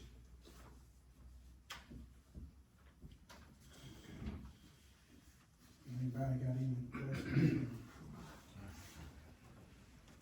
Are we enforcing it as it is now? Oh, yes, we are. This vehicle's been parked at Diller Park continually. Okay, Councilman Torres, I'm talking about. First of all, I got clearance for that to be parked there. So first of all, We got special treatment for that? it's not special treatment, it's not blocking anybody, it's not on a road. And he did go through me. Oh, didn't we get a semi truck moved from the storm shelter? Like, I mean, that's city property, right? Okay. But, okay, so you're looking, To take that completely out the equation because, I had one citizen say, well, hey, the fire department can just use more, hoses, but with that being said, they have to protect the house next to it because of this burning house is burning. you know, I understand what you're saying, I just wanna make sure we're enforcing it as it is too. There's also a, yellow exterior that's been parked down by the You railroad said, tracks. how long did you say it's been parked there? That truck right there, how long has it been parked there? I mean, it's there. How long has it been parked there? I'm The not- ordinance says 48 hours, and that's my dad's truck, so I know that he isn't there for 48 hours. Well, it's, But I see what you're doing. it's parked overnight on city property, but there's a yellow You exterior. you said follow the ordinance. There's a yellow exterior also that's been on, all night, been for months. I think I can say that if you give me a fire, police department inside the trucks, Yeah, and I can man it, maybe we can work on that. well, the ultimate question is just like, if we change it, are we gonna enforce it? That's really the Yes, we question. can enforce it, but I'm getting complaints about these particular. And I got a question, when are we gonna adopt those streets? Cause, Well, that's, I'm gonna bring that up in a minute. because you said that I can't enforce laws that which per the city attorney and attorney general's office, they said I can enforce any law within the city limits of Margaret. It could be challenged as well, but I'm not gonna argue that tonight. So you're asking for like no time period?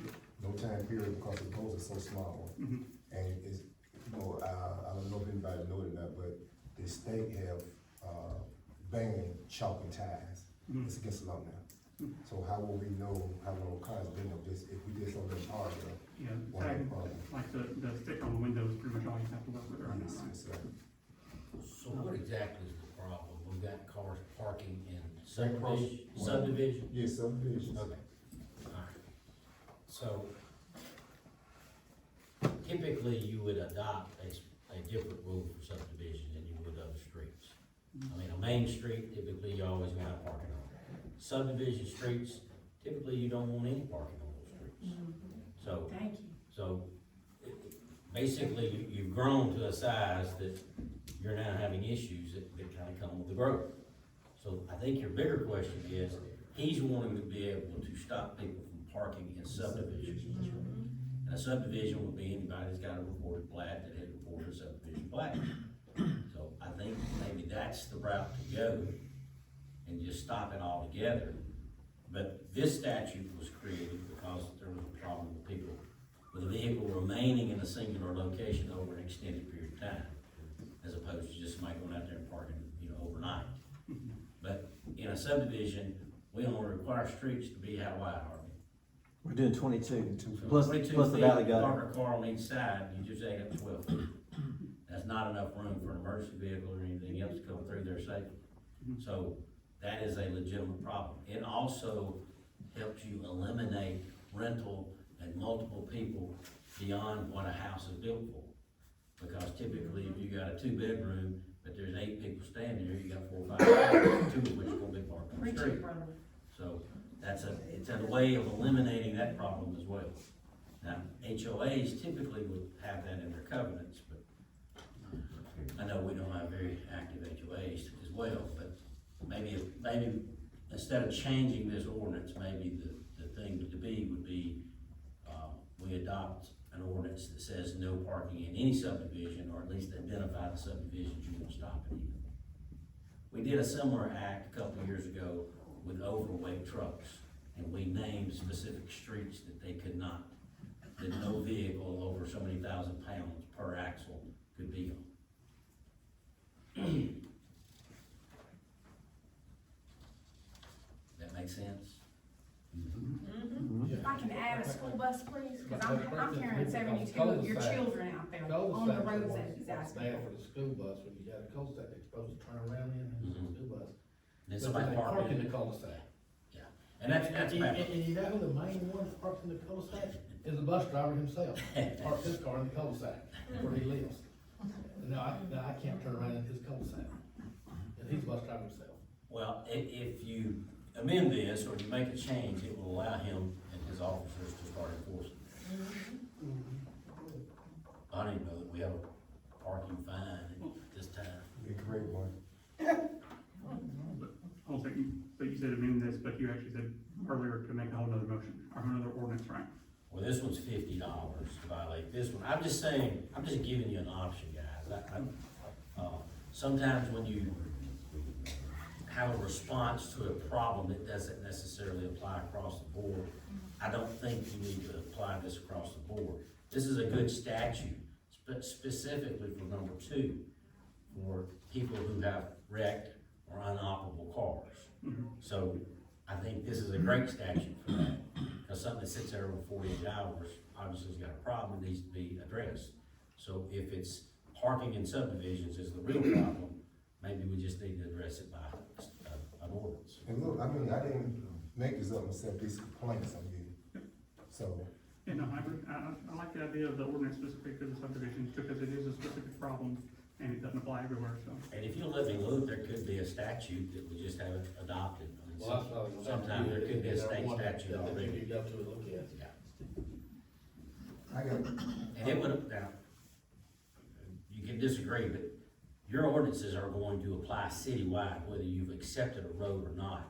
It's a right of way, if it's a public right of way that people have access to, it's still bound by laws. Just like if a street doesn't have a posted speed limit, it has a speed limit according to the state law. So, so what we gonna do with it? I would like the opportunity just between now and the next meeting for me to look, see if there is a state law that we could adopt or. Yes, I like that. Make it real simple. If not, then y'all decide whether you want to do specific streets or just subdivisions as a whole. Is that okay? Yeah, I got one more complaint about the roads, especially in Brookhaven. I don't have a problem with golf carts, because that's how you get around at home, but when you got 10-year-olds driving golf carts in Brookhaven, that's a problem.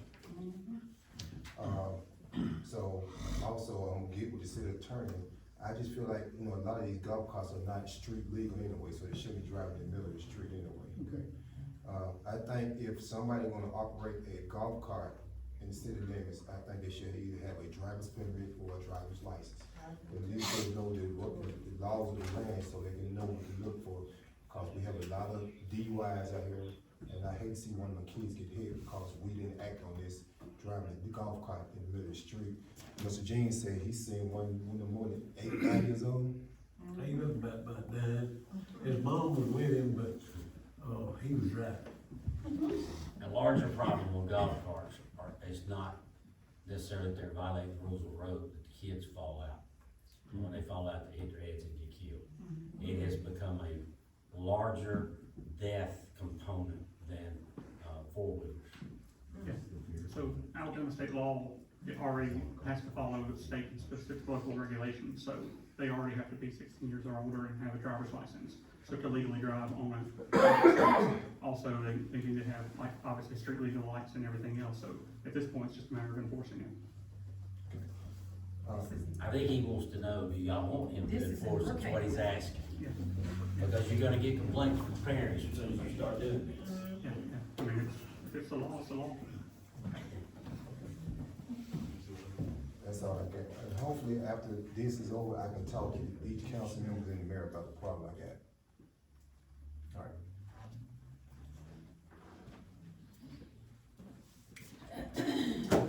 Next on the agenda is a budget workshop. To see what'll be good with everybody one day through the week.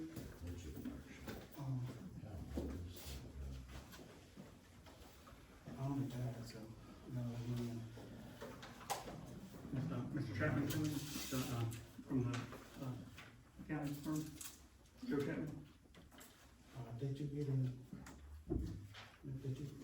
Joe? They're doing, this is their high audit season right now. He did the last one with us, and he told us the way that we were going, was the correct way that he would go. Do y'all wanna wait till he can be present, or what? And if we can get the financial reports and just sit down at the table, I think we can work through a lot of it ourselves. So, I'm flexible, just let me know when. I'm flexible, just let me know.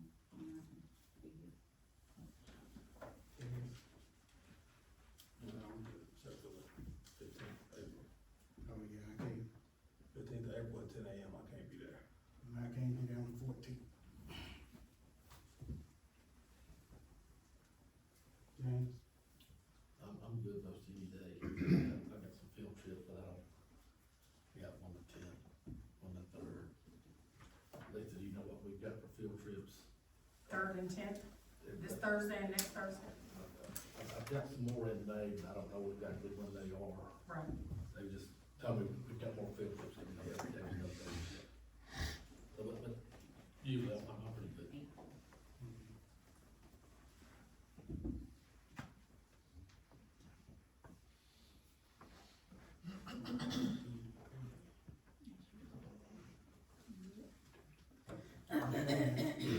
The 24th at 9 o'clock.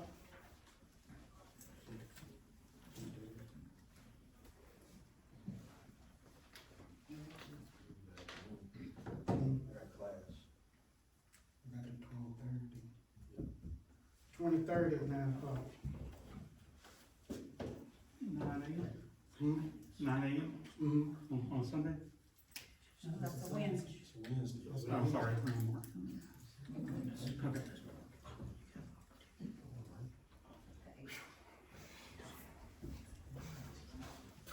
Everybody good with the 23rd at 9 o'clock? No, anytime after 5 is good.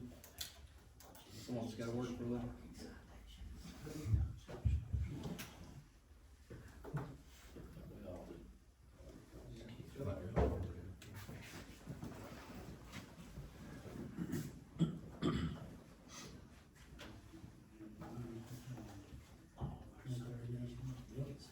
23rd at 9 o'clock.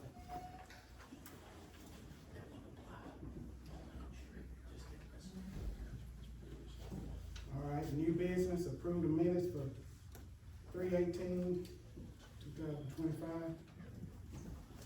I need a motion.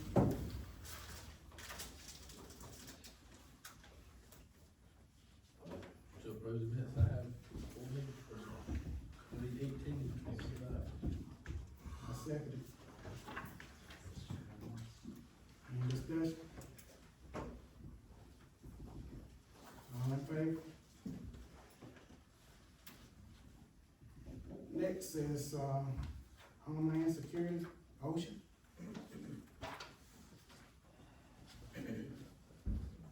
Yeah, Homeland Security will be making the rounds. I talked to the state director the other day. They'll be stopping by, just checking in with us, make sure everything's good, make sure everything's up to par.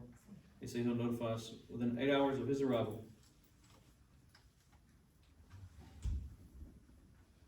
They contacted you. Yeah. Saw him at a conference.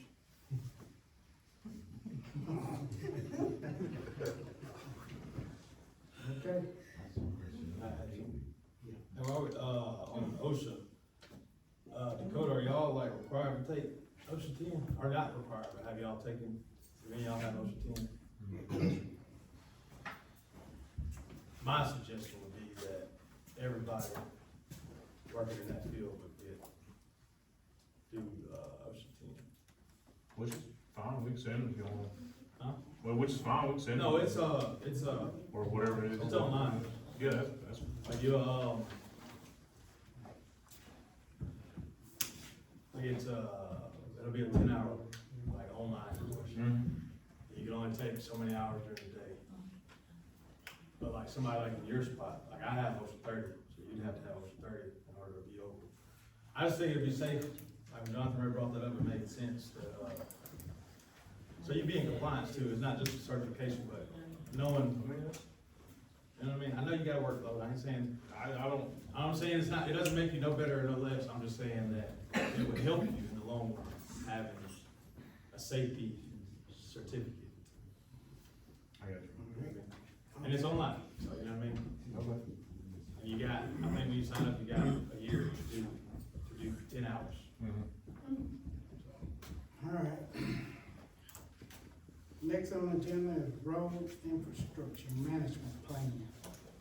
So we've already kind of discussed a little bit of this with Keith and gave Keith services, but I want to expand on this or expand upon it because, we've now rightfully so, approved money to fix 2 roads that were not previously city roads. Like, I mean, I'm a firm believer that if the city allowed a road to be put in so far and or let the developers get away without, repairing the roads and keeping them up. What 2 roads you talking about, Mayor? So, obviously, like, Clover Avenue, which again, rightfully so, city should take care of it. And then also we have Sunset Circle, that's not a city road, and, yep, Sunset Circle. There's a list of, Sunrise. yep, that's the, I think 23 or 24,000 we approved to repair the cul-de-sac. We were told that it was a foot below the driveways, but, it's not in the list of city roads. But again, my point is not whether it's a city road or not, but that the city has allowed all these roads to come in whatever condition they're in, and have allowed them to be left in the condition they're in. And it's my opinion that if we allow the developers to get away without doing their due diligence, that it comes back on us because we're taking tax revenue from every home, and, providing services to every home. So I would like to see us just take a formal acceptance of all the roads that are existing in the city, and using key services, obviously come up with a plan to repair them.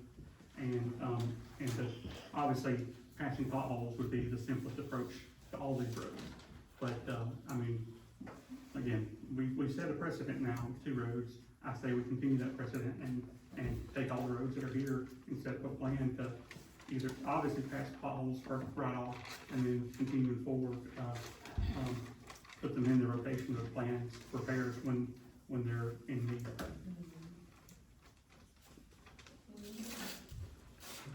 So, opening it up for discussion, not making a motion right now, but, John, I originally had this put on the agenda, in the beginning, basically, just, relating back to Keith and his service, just have everything evaluated based on level of severity, so on and so forth, and have roads addressed based off level of severity and addressing them on an as-needed basis. Like coming up with the, road infrastructure management plan. Most cities do it, cities all the way from Mountain Brook all the way to Moody to Leeds. Argo just did it, Springville's in the process of doing it. It just gives us puts us on a level playing field as we can see, through the eyes of somebody else, and their level of evaluation, what needs to be done now and what needs to be done in 3 months, 6 months, 9 months, 12 months. So it just kind of, broadens the idea of what can wait and what's important today. So. All right. Next, did you want to speak to your, Yes. the road repairs? Mayor, whenever you're ready, go ahead. Okay. We need to go into executive session. I expect it to be about 15 minutes to discuss 2 of the pending federal lawsuits against the city. And we should be in there 15 minutes for this.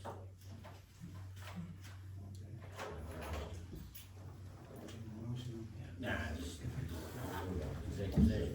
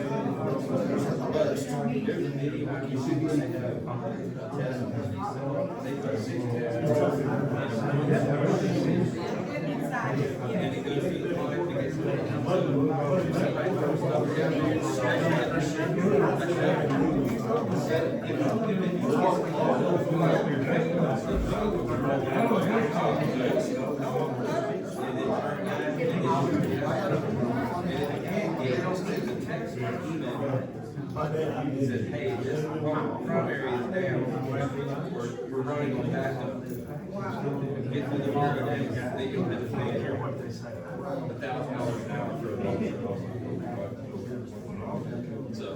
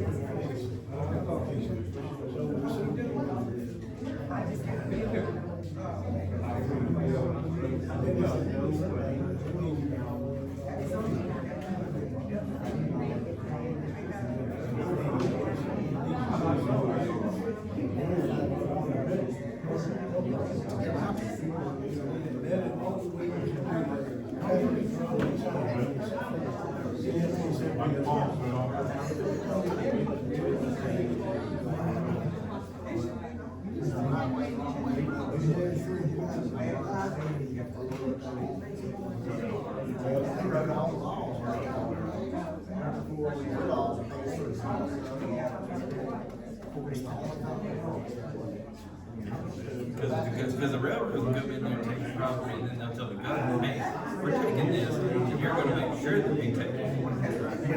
And all that goes back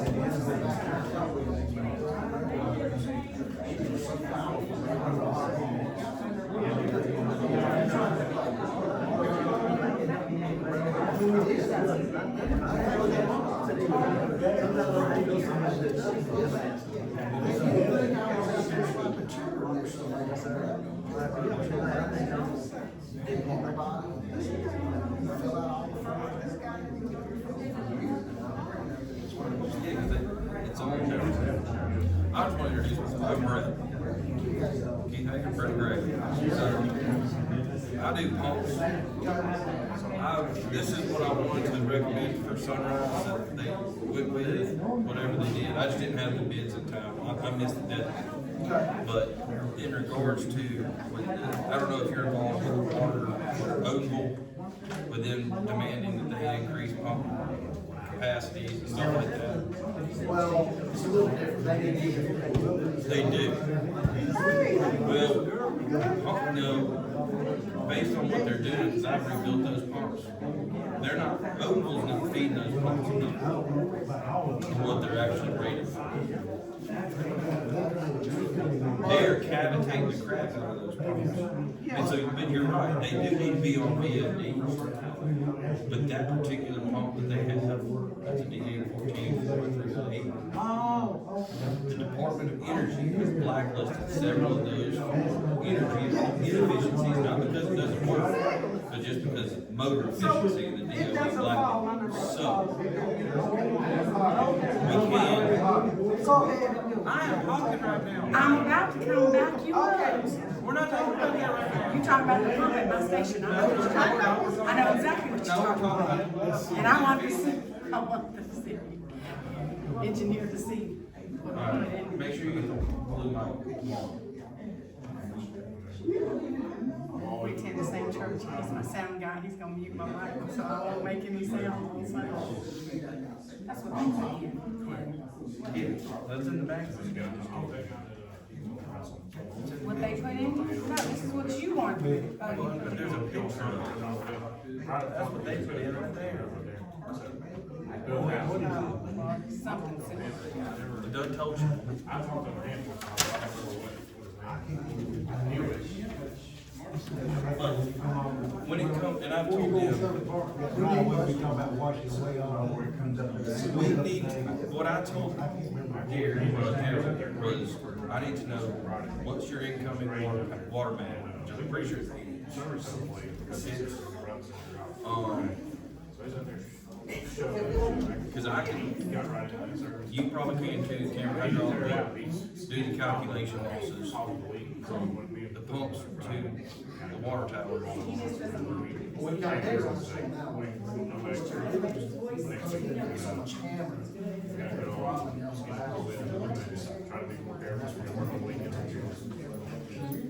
Yeah, they should be throwing on this process.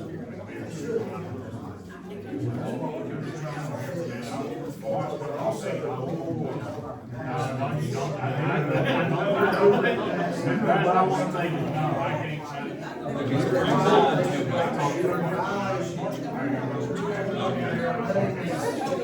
hear about this.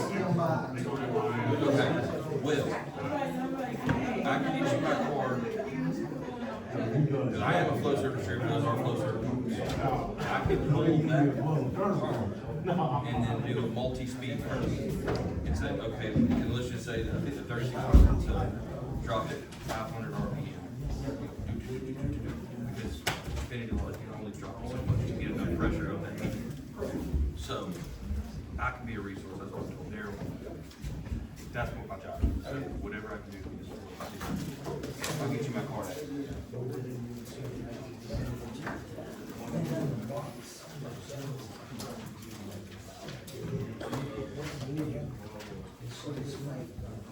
Yes, at least have something that's ready to take. That's, you.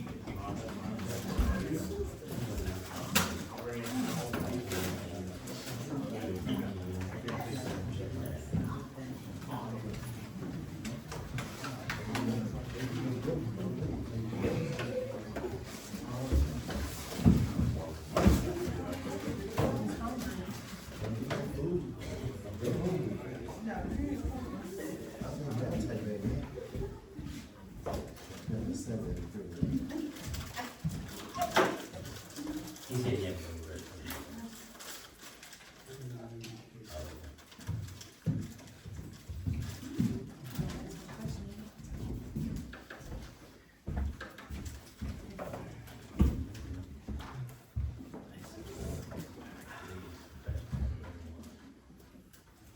Okay, y'all are back in at, basically 8 o'clock. I think we went out about 7:48.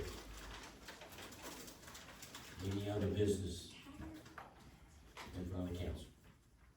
I got one thing, try to put on an agenda. It's about the city employees. We said 6 months ago, within 6 months, we would reevaluate city employees' pay, so on and so forth, and, talk about that, so, try to bring that back up, and, I'd like to make a motion, we'll give every city employee 5% pay increase.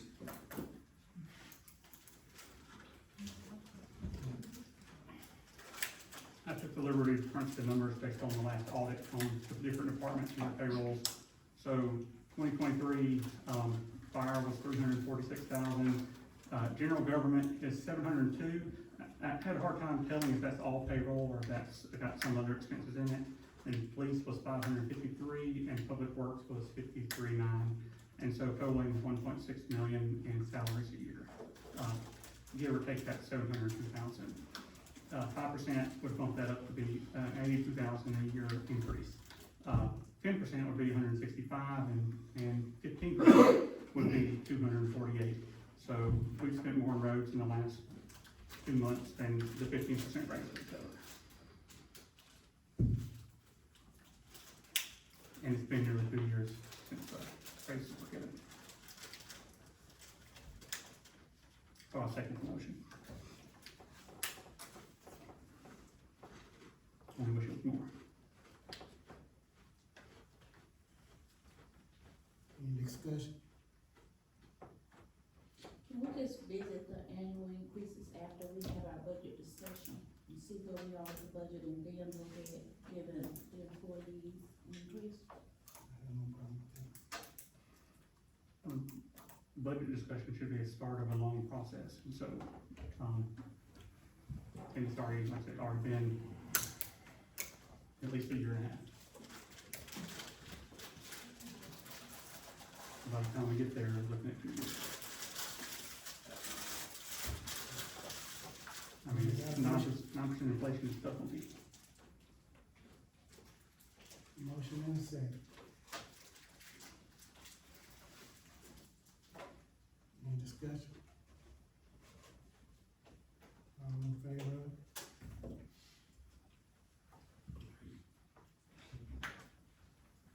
All opposed?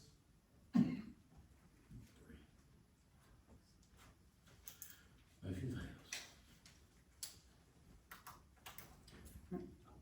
go ahead and, for the sake of it, I'll make a motion that we, go to the 15% increase for all employees.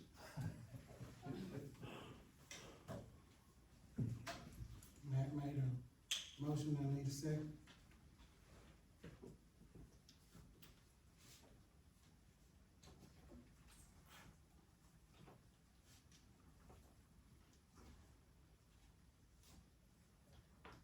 Motion dies. Make a motion 4% increase for all city employees. Hey, we promised them we'd revisit it within 6 months. I'll second it.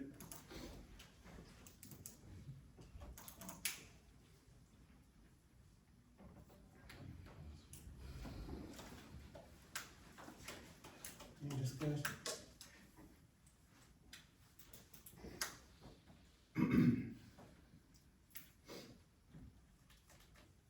All in favor?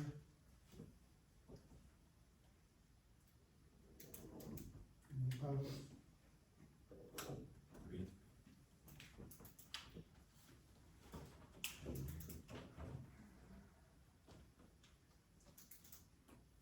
Anybody wanna make a motion, that was discussed in the back? Make a motion for 5% pay increase for all city employees. You He already doesn't make that motion, we can't do that. Move on. How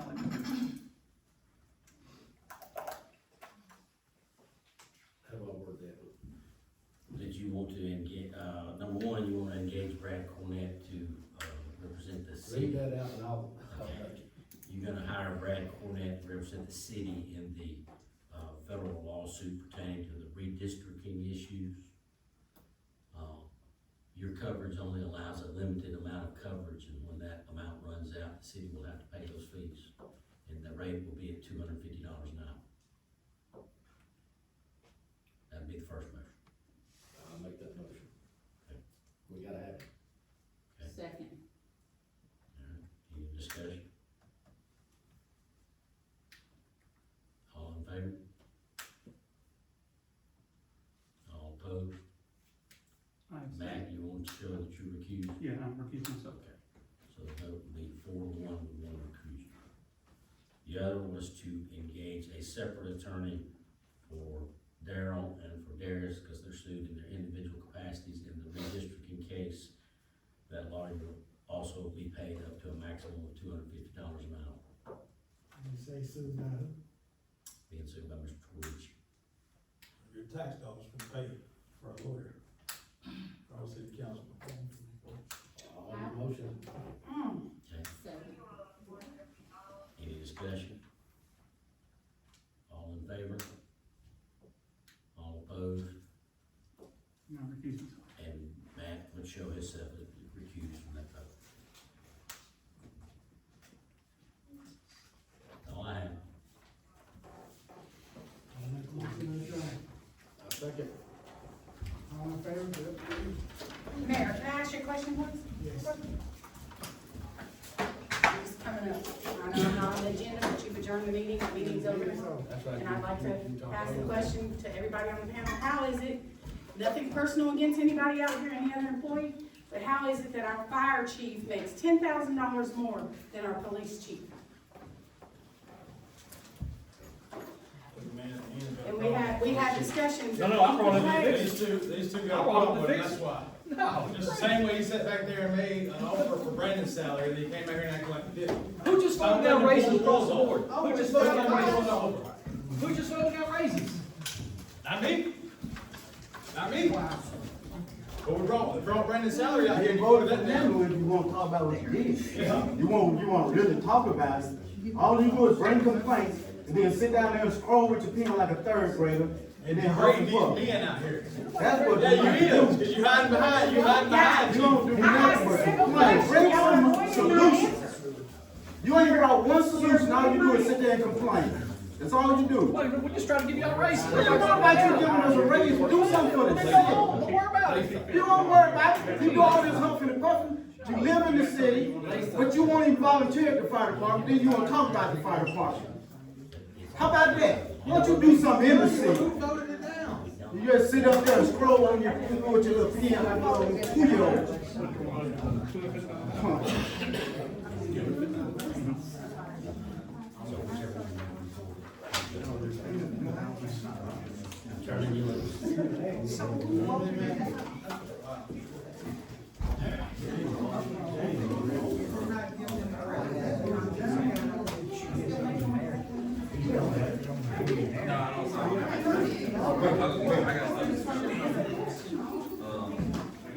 you for voting at least for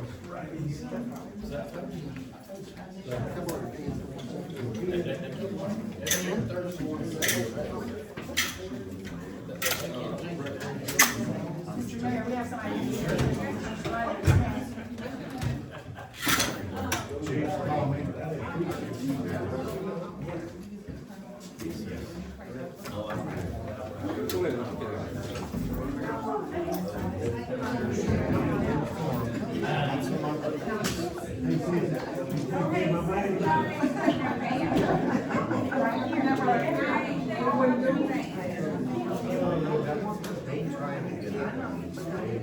He's a coward, man.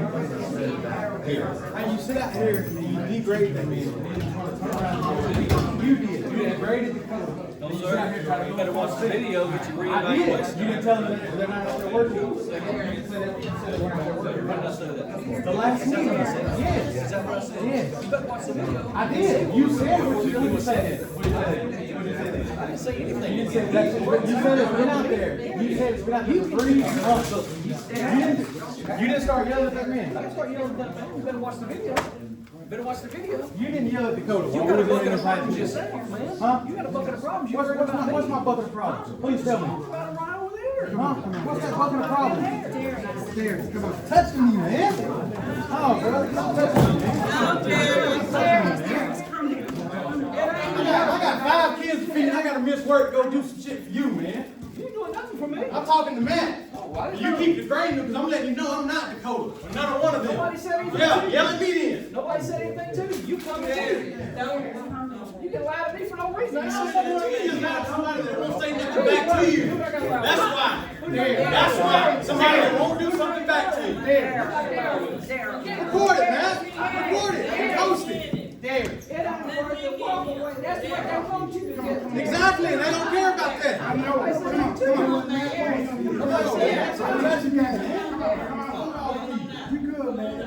This shit $100 a month, man. And I gotta miss work to go to fucking deal with you. And I got 5 kids, dog. But you don't care about none of that. You want to parade your little black daughter around like she a fucking token and she ain't. Yeah, sue that motherfucker. That motherfucker better not get this stuff today. I got 5 fucking kids to feed.